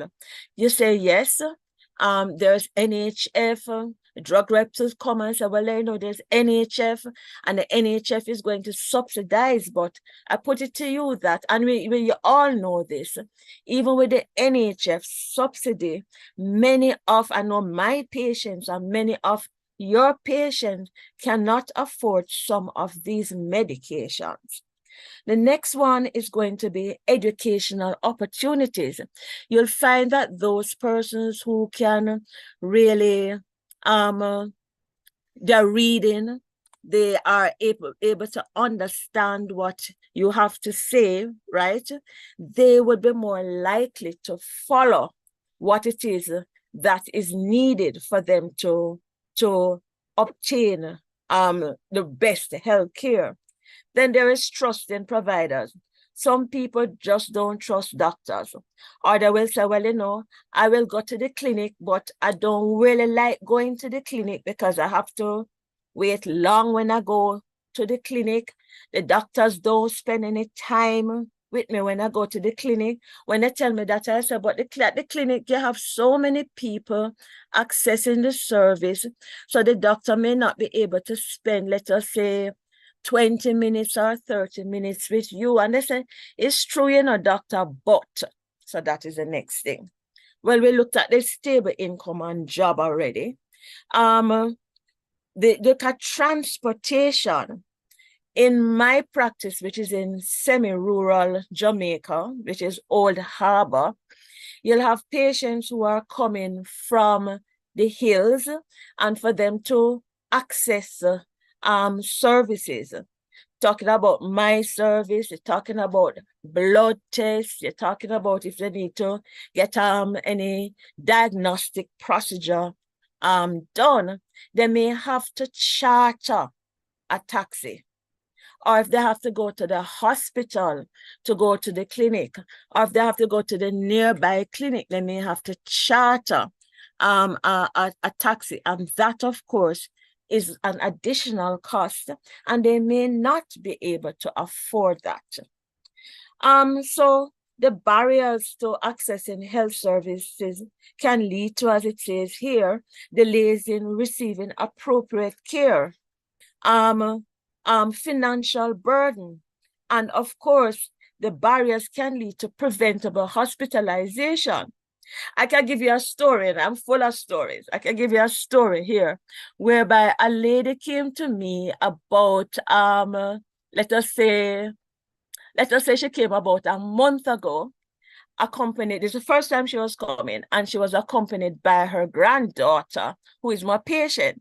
And she says, to cut a long story short, that she's diabetic, and she stepped on something at her house, and lo and behold, that's my explanation, she had this ulcer on her foot bottom. So I said, but what did you do about it? She said, well, she never got to any doctor.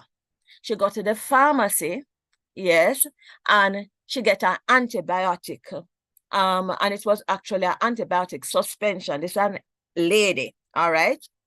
And a cream, and she using that. And not only that, what she did is that she took a knife and she cut out the little part of the ulcer. So you can imagine the state of the foot when I saw the foot.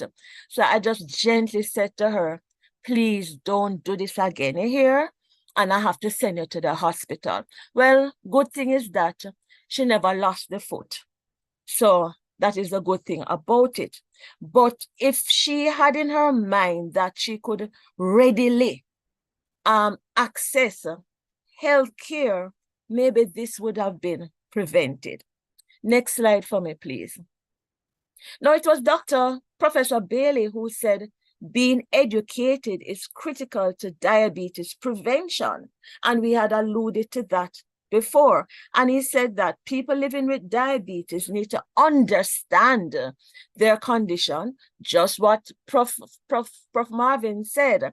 They have to understand the condition. They have to know how to manage it, and they have to keep their knowledge updated. Next slide for me, please.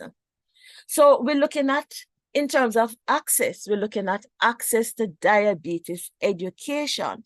And I'm quoting here what Professor Alverson Bailey said: over 500 million people are living with diabetes globally.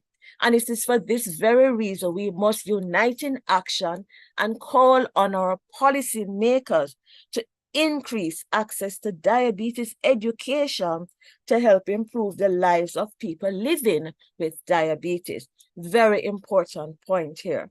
Next slide for me, please. So this is a point for discussion. With all of the increased facilitation of access, I say this because more and more places, you have more and more clinics, you have health fairs, all of these places are available. You have the increased facilitation of access, you have intervention. The incidence of diabetes is not apparently decreasing. And why? So on one hand, we talk about the things that people need to do and so on and so forth. All right, then, what they need to do.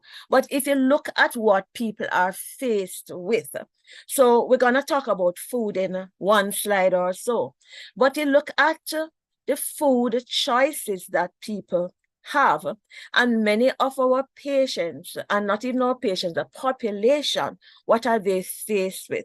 They are faced with foods that are nutrient poor but calorie dense. So if you have that, and that is what you can afford, this is as far as you are concerned, this is what you must eat. You don't know that, okay, then you're supposed to not eat so much of that food. You can see that people will be setting themselves up for diseases to occur. And that is just one point here, because we could probably spend a whole evening just talking about this. And next slide for me, please. So we're going now to appropriate food consumption. So many of our patients will be saying, "Ah, Lord, doctor, I'm diabetic now. So what am I going to eat?" Next. So the goals of healthy meal planning would be, you have to eat nutritious food. So your idea of nutrition, or the doctor's idea of nutritious food, may not be my idea or the patient's idea of what a nutritious food is. Have to achieve a desirable body weight, and persons may say, well, you know, everybody in my family, I come from a big breed, nothing I can do about it. Have to maintain normal levels of cholesterol and triglyceride. You know, of course, what that is meaning, that although that's a healthy goal, people are going to say, you know, doctor, I'm not going to take any other medicine that's going to make my cholesterol level go down, because you know them bad already. And of course, the goals of healthy meal planning would be to prevent complication. Next for me. So it was an Observer Monday exchange from last year. Dr. Julia Rowe Porter from the Ministry of Health and Wellness said that there is no diabetic diet, and how people with diabetes should eat is really how all of us are supposed to eat. So let us look at that in a little bit more detail. Next for me.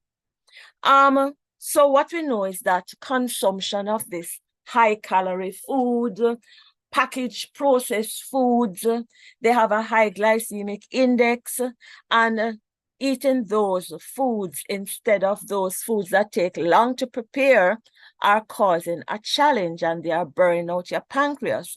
But when we know this, and when I talk to the patients about this, they're going to say, well, you know, they may not have the time to prepare the foods how they are supposed to be prepared because they have to work. And we all know about the multitude of excuses and, of course, challenges that people are going to give us.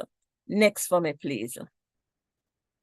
So we're all supposed to be eating healthily. So culturally, Dr. Rowe Porter says we need to shift in terms of appreciating what a healthy meal ought to look like.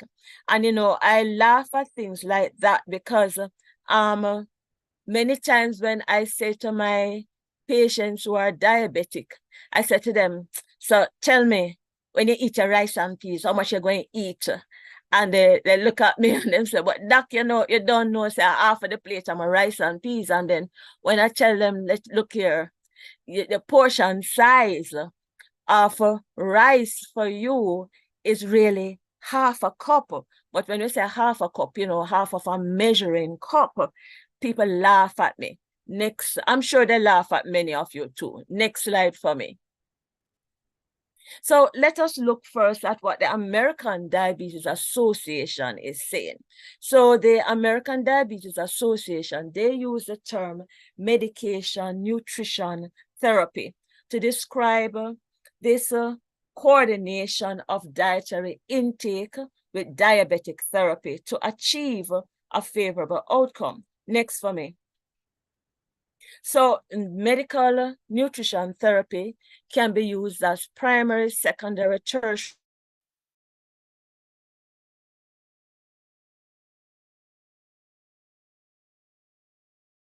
prevention measure into that modification of the diet in high-risk persons. So looking at your pre-diabetic persons, let us look at obese patients to prevent or delay the onset of type 2 diabetes.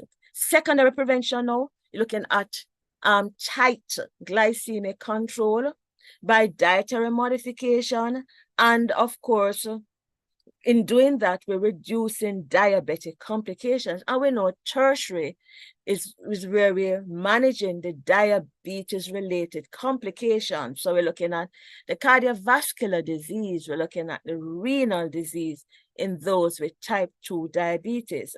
Next slide, please.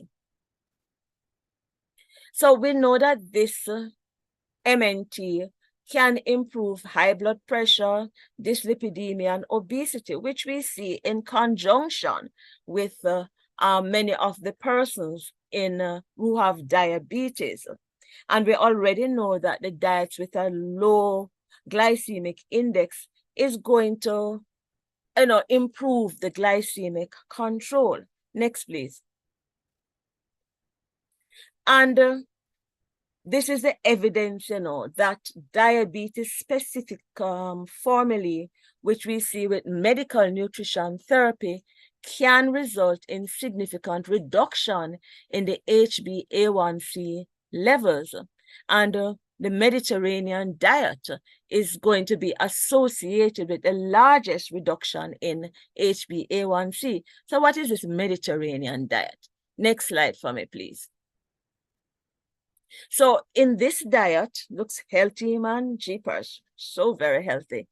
High amounts of olive oil, vegetables, legumes, the whole grains, the fruits and the nuts. You're gonna have a little bit of poultry and fish and so on. But you'll find that although that some of our patients can actually eat like this, many of our patients cannot really eat like this because they're going to tell you olive oil expensive. They're going to tell you that vegetable expensive. They're going to say, Lord, doctor, you know much for fish? And when we eat chicken, they will tell you. So let us look at the Jamaican version. Next for me. So this is actually, this was actually created by Miss Andrea Hunt, a diabetes educator, one of the main diabetes educators, and she has trained so many other persons. And you'll see that the plate here, you'll see that chicken. I have the actual, this in my office, and I show this to my patients. You see that they have a leg and thigh, a small amount of rice and peas, and literally half of the plate is vegetable. So what I do with my patients is that I show them this and I back this up with a plate, which I have actually divided in 3. And I say, well, half of the plate should be your veg, and then no quarter of the plate is going to be your carbohydrate, and then the other part of the plate is going to be your meat kind. Of course, we're going to have to tweak this depending on what sort of occupation this person has. Okay, because I may not be able to say give a construction worker a little bit of rice and peas. They might say, boy, doctor, I'm going to drop down. So, you have to be able to tweak this for them. And the diabetes educators will say to you that they would want persons to have about 45 grams of carbohydrate at each meal. And you may ask yourself, what is 45 grams of carbohydrates? That is going to be, next slide for me, Sam. If you look on the middle part of the screen here, highlighted by red, you see that one serving is about 15 grams of carbohydrate. So one serving of carbohydrate would be half a cup, measuring cup, of cooked rice, or say rice and peas. It could be one thin slice of bread, because when you say one slice of bread, my one slice of bread is not going to necessarily be your one slice of bread. You could have a really thick slice. A serving of carbohydrate could be, say, a slice of yam. And here we're talking about 2 ounces of yam. So when we talk about 45 grams of carbohydrate, we're talking about maybe a finger of green banana, 2 ounces of, let us say, yellow yam, and maybe, let us say, a small fruit. All right? Next for me, please. Next slide. So when we look at all of what I have said, some of the challenges will be the cost of food, because we all know that food prices are going up. The dollar not doing what the dollar used to do first time. Another challenge with our patients is that of having to cook different pots, as we say in Jamaica, because you may find in the family, one person may not necessarily want to eat what another person is eating. You have to have strategies where that is concerned. So you could have it like, if you're cooking a particular meal, you would have to say portion out what the family member with diabetes needs to eat or ought to be eating, and the other family members may eat how they want to eat. The same thing goes for, let us say, drinks that have sugar in them, or if the person is hypertensive, you want them to reduce the amount of salt that they're taking in. Another person will say, well, I have to put in salt in my food and I don't want to put in any salt afterward. So you have these little arguments that are going to take place, when in essence, what should happen, the ideal thing is that everybody should be eating healthily, because we see in families, sometimes you see these eating patterns which will give rise to disease. So one person may, let us say, be diabetic now, but the other persons, based on how they're eating, if they continue the same way, they will become diabetic.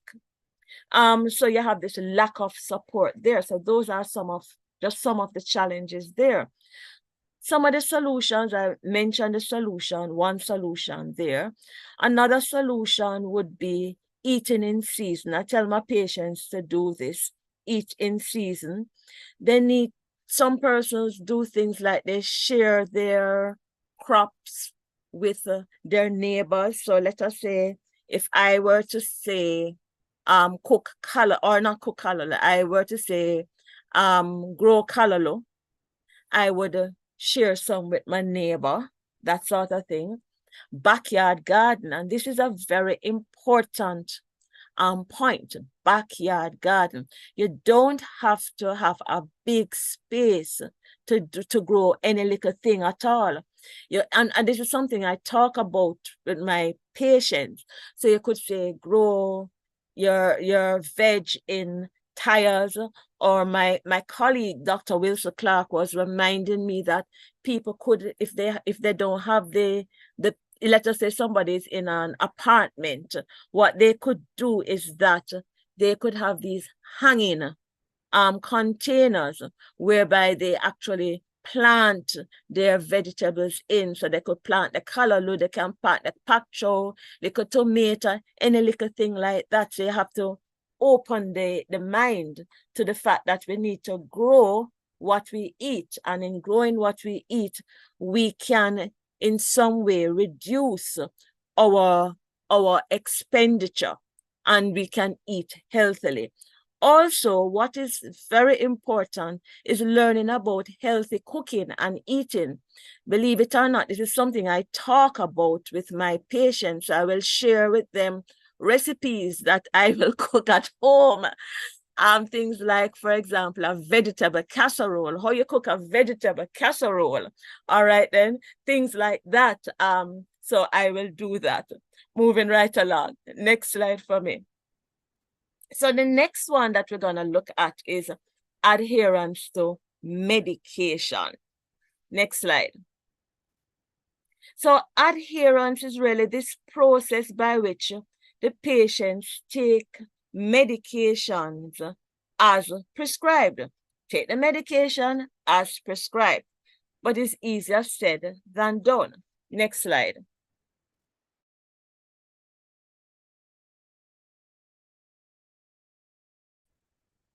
Next slide. So when we look at the non-communicable diseases, or before that, Sam, all right, this one. The non-communicable diseases, they represent a significant portion of the global disease burden. That is something that Prof. Marvin had spoken about in his presentation, and the NCDs are managed by lifelong pharmacotherapy. So, and we know already that effective medications would be the cornerstone of prevention and treatment of the disease. But according to the World Health Organization, the NCDs disproportionately affect developing countries, and among the patients who are affected, adherence to pharmacotherapy rate is less than 50%. And what is that going to do? That is going to result in costly public health challenge. Next for me, please. When we look at adherence now, we're looking now at research done in Jamaica. So looking at the Jamaica Health and Lifestyle survey, that was the one done in the last one, 2017. What that showed was that, as it says here, 22.2% of Jamaicans older than 15 years with chronic diseases reported that they were on medication for their condition. But of this amount of persons, only 40% reported that they always took their medication. Next for me. We know already when we look at the burden of medication non-adherence, it's widespread. And of course, it's going to have serious consequences, not just on the individual patients. It can have consequences on their families and also on consequences on the healthcare system. And of course, that is going to lead to, we know already, the poorer treatment outcomes, progression of disease, symptoms, and complications. That, of course, is going to lead to increase in health services utilization and hospital admission. Next, please. So with all of the challenges coupled with the limited resources that are available, that is going to lead to increase in morbidity and mortality. And we'll have to look at Jamaica.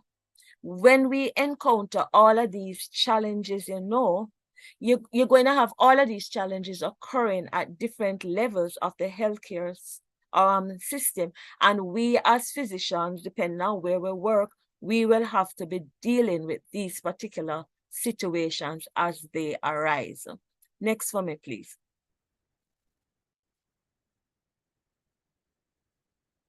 So if we were to improve adherence rates, we could dramatically impact the patient outcome while at the same time reducing the overall healthcare spending. We know this already. Next slide. So what are some of the barriers to medication adherence? This is the one I want to stop at for a few minutes, Sam.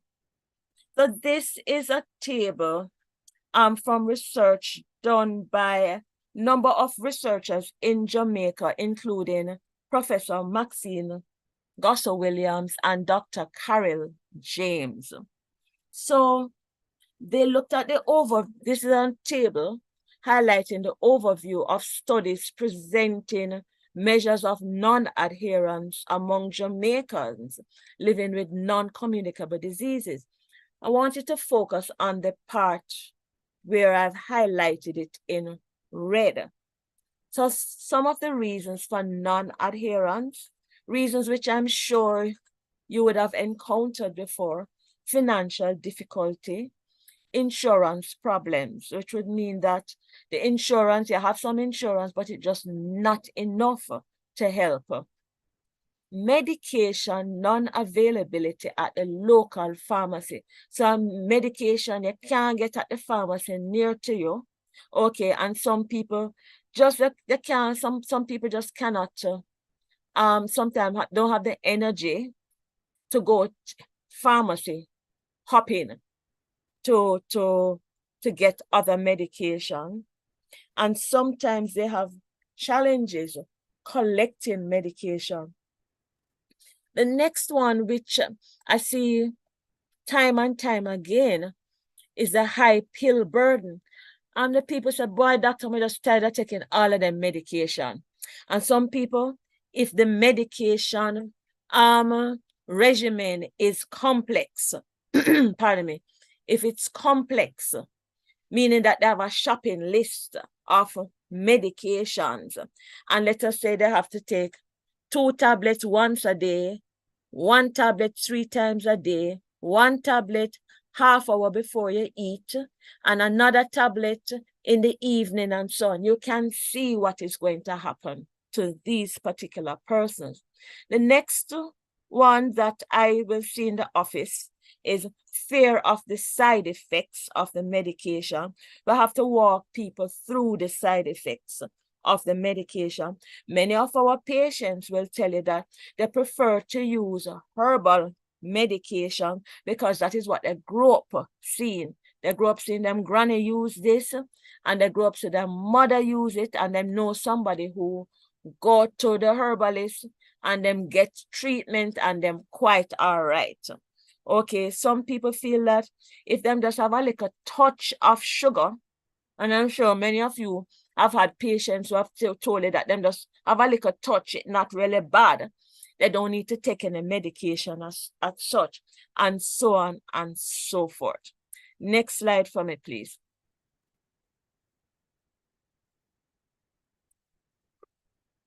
So this is actually a complex problem, many contributing causes, no one universal solution. Let us see what the next slide brings. So how can we improve adherence? We need to have some aggressive strategies and policies to achieve optimal medication adherence, not just in diabetics, but I would dare say in the treatment of other NCDs. And some of these policies that we what are needed, they may what they will do ultimately is end up with persons having a better quality of care and lower costs in terms of costs to themselves, and also cost to, let us say, the government in terms of hospital care, hospital admissions, and so on. And of course, better health. Next slide. Now, again, how can we improve? Because we need to come up with some strategies here. I've already alluded to the fact that we have this, sometimes these complex regimens, the shopping list of medication. Very important for us to de-prescribe. This is something that I do, and I know many of my colleagues do. De-prescribing, you look at the person's medication and you ask yourself, is this appropriate for this particular person who is in front of me? What would happen if I take away this medication from this particular person? So this is de-prescribing, so they have less. Also, what we can do to improve adherence as much as is possible is that if you can prescribe medications, you have one tablet, let us say, with 2 active ingredients or even 3 active ingredients. And of course, we know that those may cost more, but we can say to the patient, yes, this may cost a little bit more, but at least you won't have 1, 2, 3 tablets to take. You won't be forgetting your tablets. So you will be feeling better. It's better for your health care. So you have to find a way to sort of sell that to the patient. The next thing would be medication review visits by the clinical pharmacist. So the clinical pharmacist, what they can do, again, they can help with de-prescribing, and of course, they can help in terms of the appropriate medication prescribing, especially for the elderly patients. They can also help to reduce polypharmacy. We have to reduce this polypharmacy, and of course, reduce the adverse drug events. We have some practical ways where what can be done is that I know some of the pharmacies overseas, they will do this. I'm not sure about pharmacies here. If that is happening, please let me know, whereby they will package the medications, let us say, for a day's medication in some blister packets. And that is convenient. So Miss Mary, no, she just have to take up this package, and this is our medication in the morning, and it will help. Also, what will help in terms of adherence would be, the tablet containers. If a family member, somebody, a neighbor, even a pharmacist, and I know the pharmacists have a lot of work on them, if they could just organize the medications into these containers, it will make a difference. And of course, it's going to improve the adherence. And of course, we can check on the persons to ensure that, they're actually taking the medication. Next slide for me. In terms of improvement of the adherence, you will find that if you decrease the cost sharing for those with pharmacy benefits. What I mean by that, if, let us say, those persons who have a health insurance card, if they have less of a co-pay, you may find that that is going to work, that can help them. Also, if the pharmacy benefit part is going to be increased, of course, that has to do with the actuaries and the insurance, and of course, it's going to have implications for premium, but I'm saying it anyhow. If you can have expansion of pharmacy benefits to greater numbers of patients, yes, that it can also help.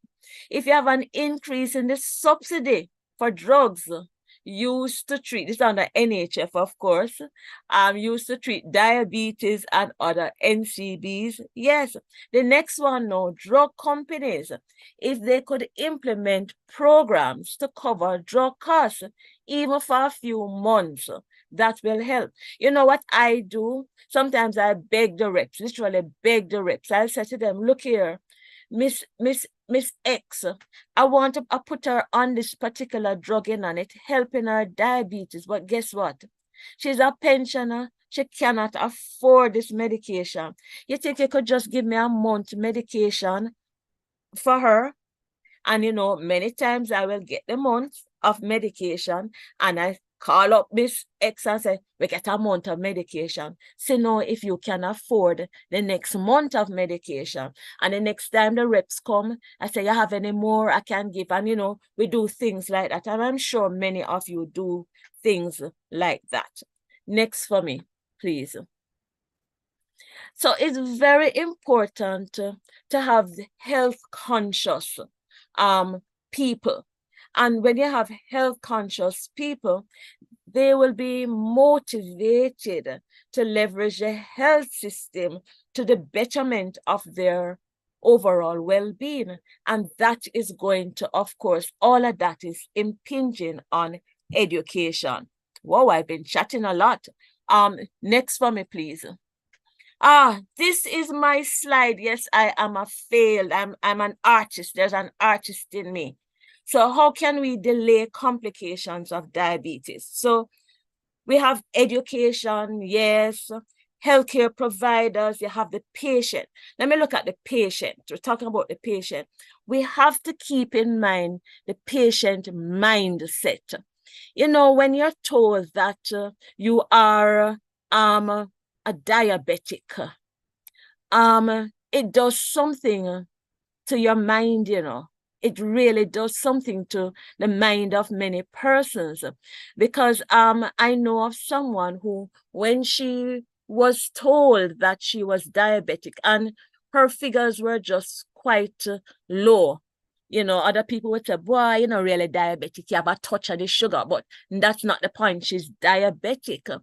She started to lose weight, so persons started to, her family sent her for all the doctor sent her for all the investigations and so on. And one day she said, you know what? You know why I'm losing weight? Simple. I stopped eating. Yeah, she stopped eating. And the reason why she did this is that when she was growing up, there was a neighbor who was diabetic, and the neighbor had double amputation. So she remembered that. So just the thought of being diagnosed as diabetic sent her into this sort of anxiety and depression. The patient too, we have to keep in mind the quality of the patient's life. The patient, what is also important with to the patient is family, the relationships, as Dr. Buckland said. The family, the friend, support groups will also be important there. When you're looking at healthcare providers, oh gosh, there's such a long list. And of course, I would have left out a few people like the podiatrist, which is very important too. Physicians, pharmacists, nurses, diabetes educators. I don't think that we utilize the services of the diabetes educators enough. Nutritionists, the social worker, the psychologist, the laboratory support personnel, all of these persons are going to be important. When you look at education, it's very important to sit with the patients, not to frighten them, but to say to them, Mrs. X, you're diagnosed with diabetes and understand how you feel and so on. But this is a potentially complicated disease and it can progress if we don't do something about it. And you just list the possible complication so they have an understanding. And this is the sort of thing where we have to reinforce, gently reinforce. And of course, food. I put food there, very important, because we have to ensure that people have to eat food. We enjoy food, but the food that we eat has to be nourishing to our bodies, and to ensure that the foods that we eat, they do not exacerbate the disease. Next for me, please. So we get back to our case history. So the 90-year-old pensioner, he has the thing with this history is that he's a pensioner. He has an NHF card, but him say him just it paid too much money and him just can't bother. He had variable medication adherence. I have medication, but I'm not taking them often. Wife died, no one to cook his meals. He can't cook. He refused to go on insulin. He has to die one day. And the good thing about it is that he got a coupon. I gave him one of the coupons to facilitate the blood investigation. So you'll find a gentleman like this will have many complications. So the next slide now is the 59-year-old lady. She's employed. She has health insurance as a result of her employer. She has her NHF card. And what happens is that when she was diagnosed as diabetic and referred to the diabetes educator, she decided to work with the diabetes educator.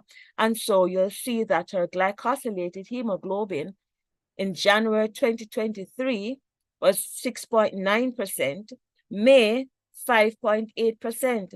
And she knows her targets. She's very much aware of her targets, and she knows she has to go lower than this. Next slide for me. So what has worked for some of my patients? Well, pre-COVID, we used to have weekly diabetes education classes on the veranda. Anybody who wants to come in, and it was a sort of support group. So they would chat about what they do and so on and so forth. Helped tremendously. Referring to the diabetes educator, well, I wrote a book on diabetes. Copies are available for my patients to read, buy and read. And of course, that helped. Of course, you notice I said it worked for some people. Some people decide, oh, I can't bother with this at all, or they will do their own thing. And what I have to do is embrace what it is that they want to do for their own bodies. All right, next for me. So how can we delay the complications of diabetes? Well, improve access to care, inform persons about appropriate food consumption, adherence to medication, very important, very, very important there. Right, next for me. Thank you for your attention. Any questions?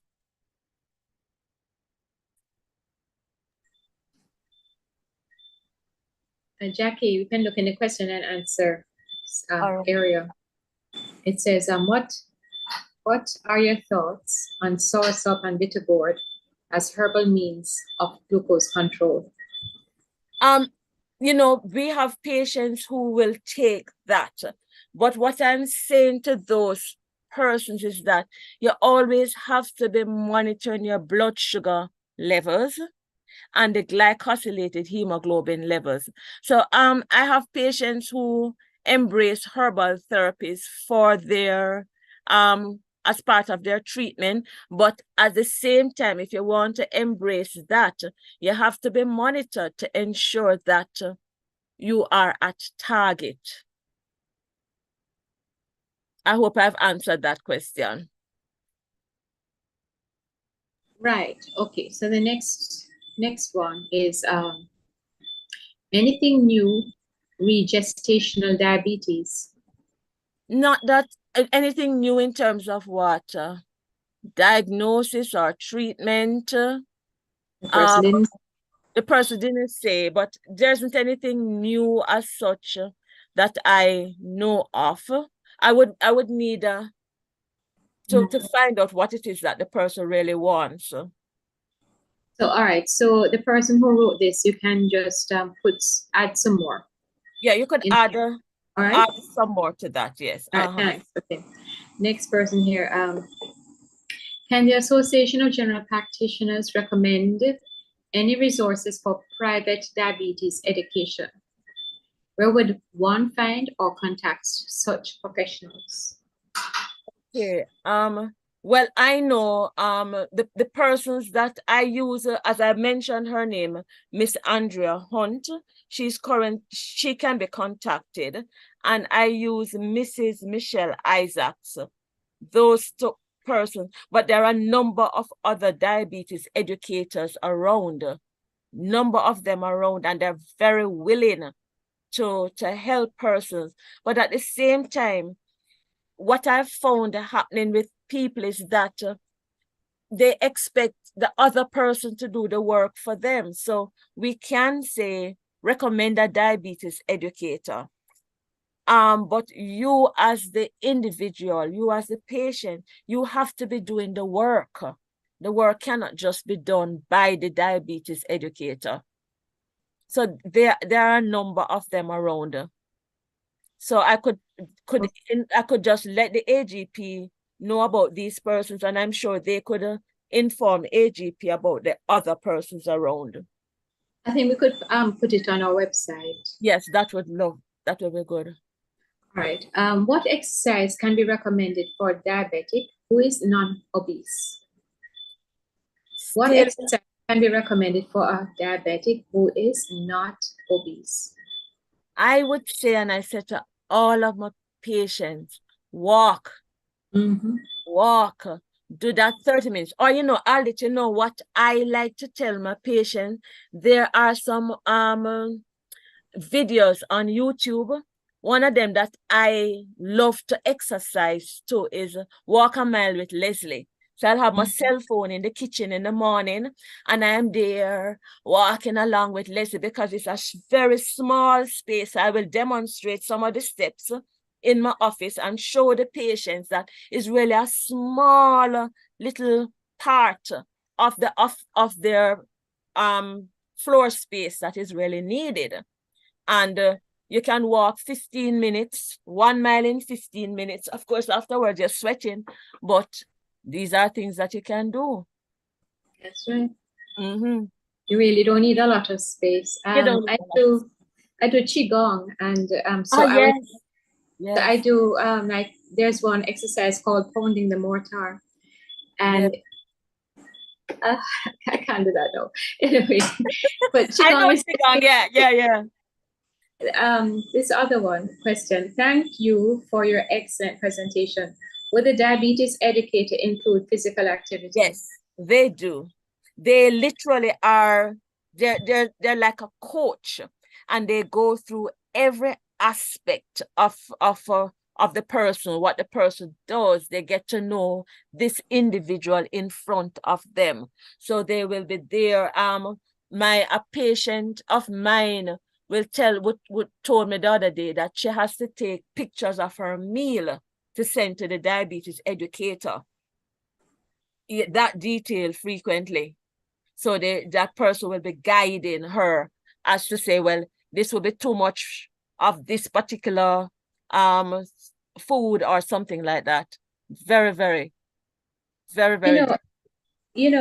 Jackie, sometimes, I find that sometimes when I have patient who is struggling and the person has set their own homework, I will just use a WhatsApp and just check in on them, or they will, they just check in the week to see how, because it's just a matter of having that presence with the person that they're not alone. Yes, once they get the hang of it, there's this support, and then really feel excited to getting, they get in the hang of it.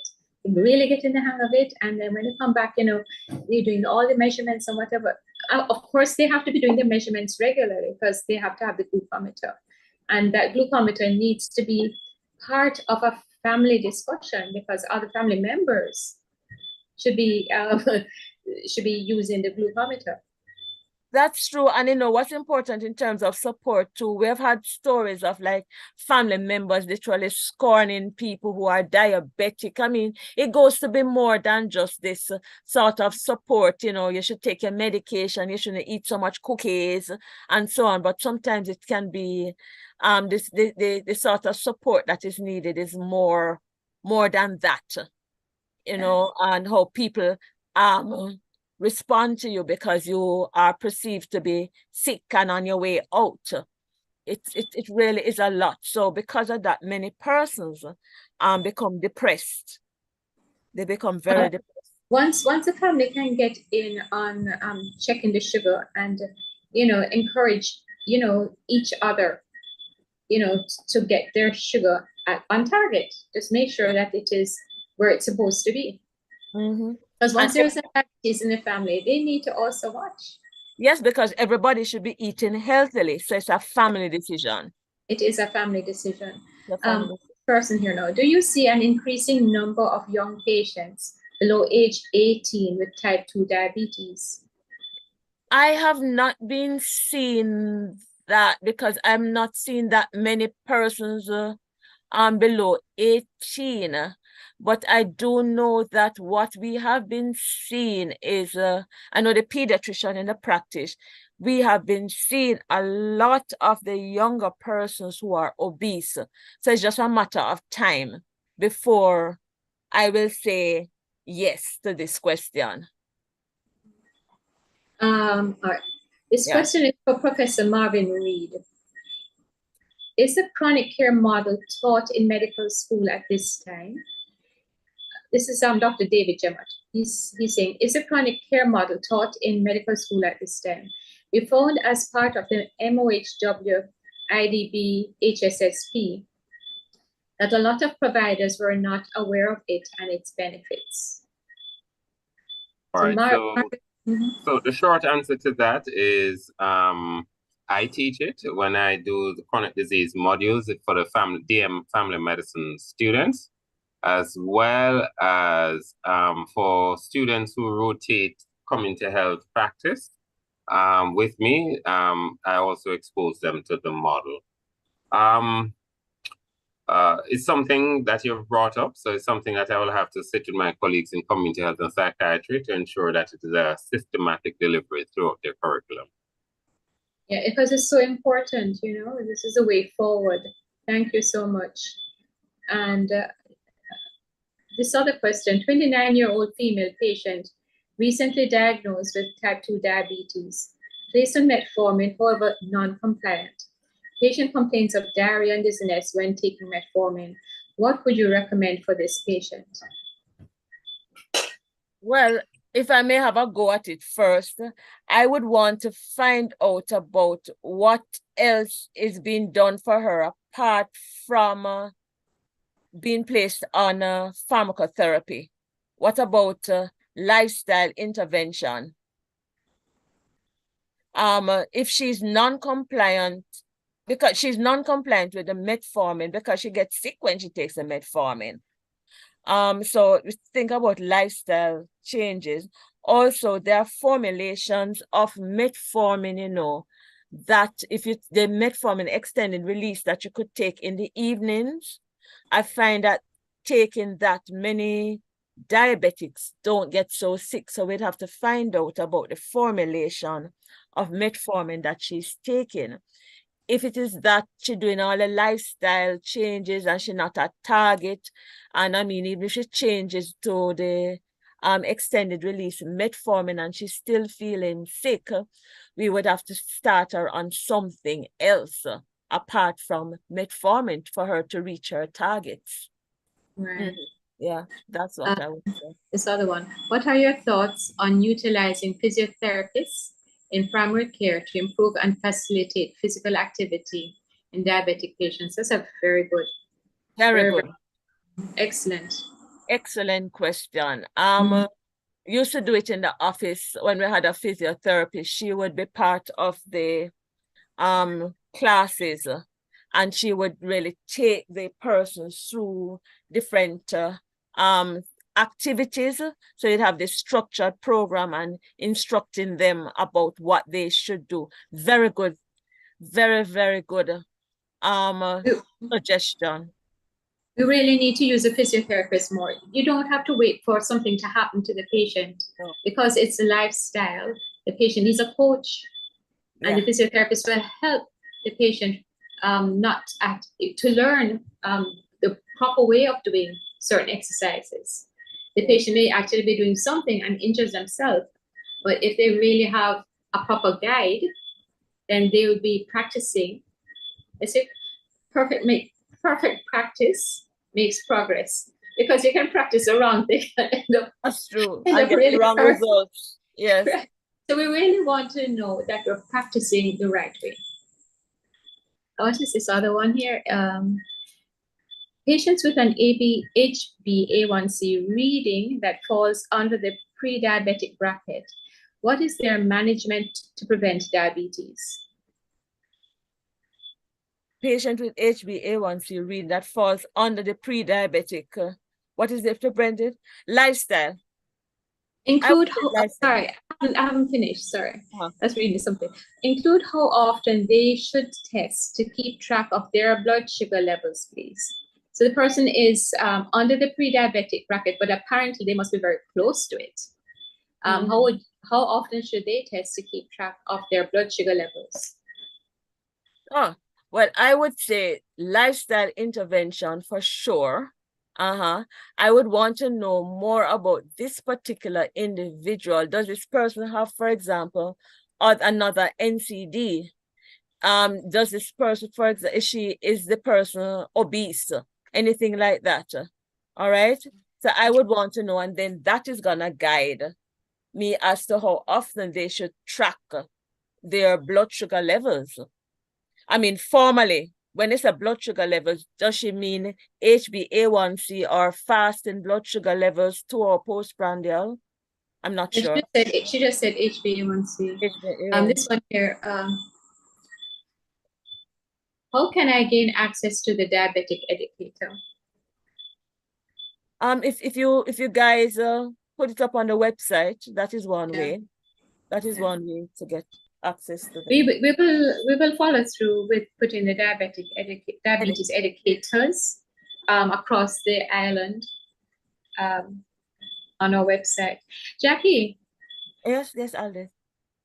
The moringa leaf is a very useful vegetable. Have you ever cooked with it? No, I haven't, but I know persons who have cooked. They kind of steam it down like callaloo. Right. They steam it down like callaloo. All of these things, they are like adjuncts, and they're a way of expanding that which we eat. Do you know that the moringa leaf tastes like lettuce? Is it? You can literally put it it tastes like lettuce. Okay. It really it doesn't have a funny taste. What about this fruit that is so abundant, the Java plum? That red. I don't know about that. You don't know it. No. I was just thinking because no, I'm just talking about fruits and vegetables, part of lifestyle. Because I think if they got just a few fruits, they don't need a lot, maybe 2 or 3, and they make a jug of juice for the family.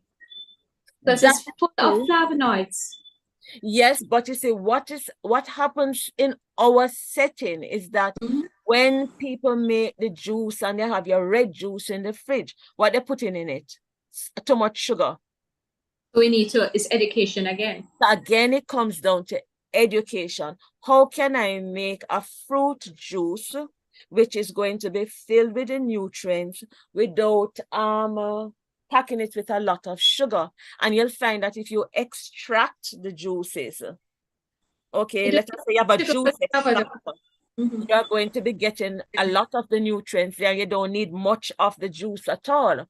Yeah. But it's when you start to add a whole heap of sugar and a whole heap of this and a whole heap of that, that is when it's going to throw things out. Yeah, so I brought it up because I know fruits are really expensive. Yes. And people who have, literally, I've seen Java plum, even in inner city communities, and it's just dropping on the ground, being wasted, because if you taste it, it's very stainy. But if they allow the fruit to ripen properly, it's fine. And the other way is if they just put it into a drink, add no sugar. Literally, you can put ginger if you want, you can add lime juice if you want, but it tastes lovely on its own. Yes. And you do not make it strong because it's quite a rich fruit. So they can make a big jug just with a few berries. And I think people should just collect these fruits and they can put them in empty plastic bottles and freeze them. And when it's out of season, they just take a few and make a drink. Your family will get fruit. So this is what we mean by a change in our culture. Right. In terms of how, when you have a juice, what is it that you are going to do with this particular juice? You're going to add sugar to it, but it is possible that you don't know how to fix the juice without sugar, or because of your taste, you're accustomed to a sweet taste. Yes. And then when you have something that doesn't have in that amount of sugar, you say, God, this tastes terrible, it tastes nasty, as my patients say. It's retraining the taste. Yeah. But You as once we love our hearts, we love our hearts, we want the heart to keep, we've got to love ourselves, love our hearts, and it will keep beating. It will keep beating. It will keep beating.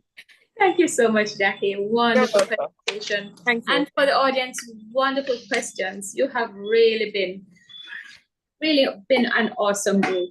And to our sponsors, Apotex, really, you've really helped us a lot, and to bring the message right across, not just Jamaica, but the Caribbean and internationally. All right, so I know we have a post-test, so I would invite Sam to put up the post-test. Thanks so much, Doc. Post-test is up. Ladies and gentlemen, thank you so much for joining and the wonderful participation. Post-test is up in the chat. Yeah. As you're doing the post-test, shall I allow them to just do the post-test and then we have the vote of thanks? No, we'll go right into the vote of thanks now. Okay. The post-test will stay up, so even after the webinar, they'll have access. Wonderful. So Mrs. Abigail Hay, who's a medical rep for Apotex, I invite you to come and give the vote of thanks, please. I'm going to do my post-test now as well. Thank you. Everybody, thank you so much. Professor Reed, Dr. Jackie Campbell, the Apotex team, Miss Judith McBean and Miss Abigail Hay, Sam, our engineer, and Lynn, our wonderful administrator.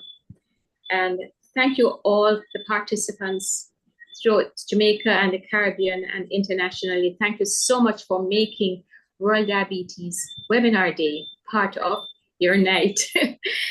All right.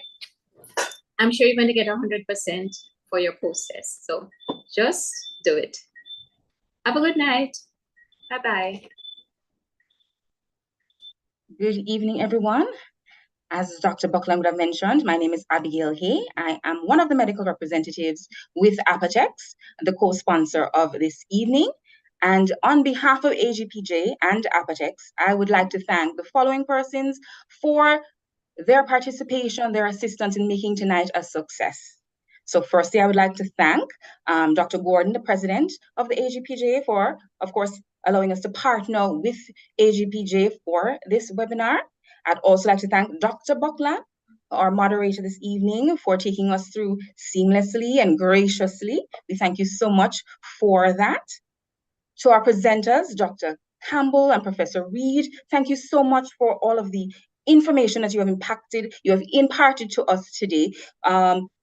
Doctors and even myself, not practicing, but the information has been invaluable in terms of educating persons on diabetes, as well as how we can practically help our patients. So we thank you so much for helping us with the holistic approaches and those practical approaches that Dr. Campbell would have also mentioned. Thank you so very much. To Lynn and the Agpj Secretariat, we want to thank you so much for all of your hard work. We want to thank her assistant as well, Sylviane, all of you for all of the work you put in behind the scenes to make tonight a success. We thank you so very much. To Mr. Heron, who is from Oldgate, thank you so much for all of your technical expertise that you continue to share with us, making sure everything runs smoothly. We really could not have done this without you. To all of our attendees, thank you, thank you, thank you. Without you, this would not have been possible. It would not have been a success. So we thank you for logging on. There's so many other places that you could have been, so many other things you could have been doing, but you chose to spend your night with us for this webinar. So we thank you so very much for your participation. So thank you from Apotex and Agpj, and please have a wonderful night. Thank you.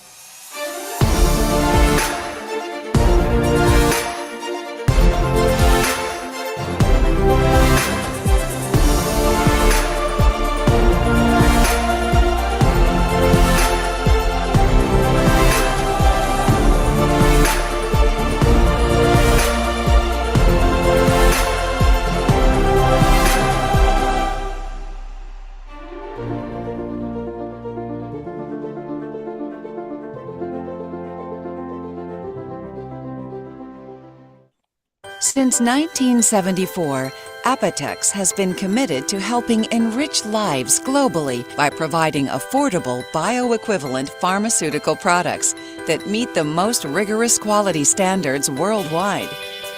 Since 2005, Apotex has dedicated billions of dollars towards the development of bioequivalent generics and, more recently, biosimilars, over-the-counter products, and food supplements. Our manufacturing capabilities are recognized by regulatory agencies around the globe as meeting and surpassing the requirements of global healthcare agencies. Delivering quality products to our customers is at the heart of our business. Our commitment to excellence in quality, R&D, and customer service through an established network of international branch offices and distributors has enabled us to grow from our humble beginnings in Canada to a presence in more than 115 countries. With a manufacturing capacity of approximately 30 billion solid doses per year, we are able to reach new markets and grow in existing markets while sustaining our commitment to excellence. Through our strength in research and development and our sustained dynamic intellectual property initiatives, we challenge patents and strive to bring many key products to market sooner. The breadth of our product portfolio, together with our sales and marketing strength, make us #1 in Canada, as well as having a leading market presence in Australia and US markets. We are also vertically integrated into many raw materials, helping us to drive synergies across many key products. We are proud to say that we continually donate medicines to disaster zones around the globe. As leaders in our industry and as individuals, we make an impact. We learn and adapt every day. We will continue to be recognized as a global leader by continuing to build valuable long-term relationships where customers get the products they need when they need them. Apotex, helping enrich lives globally.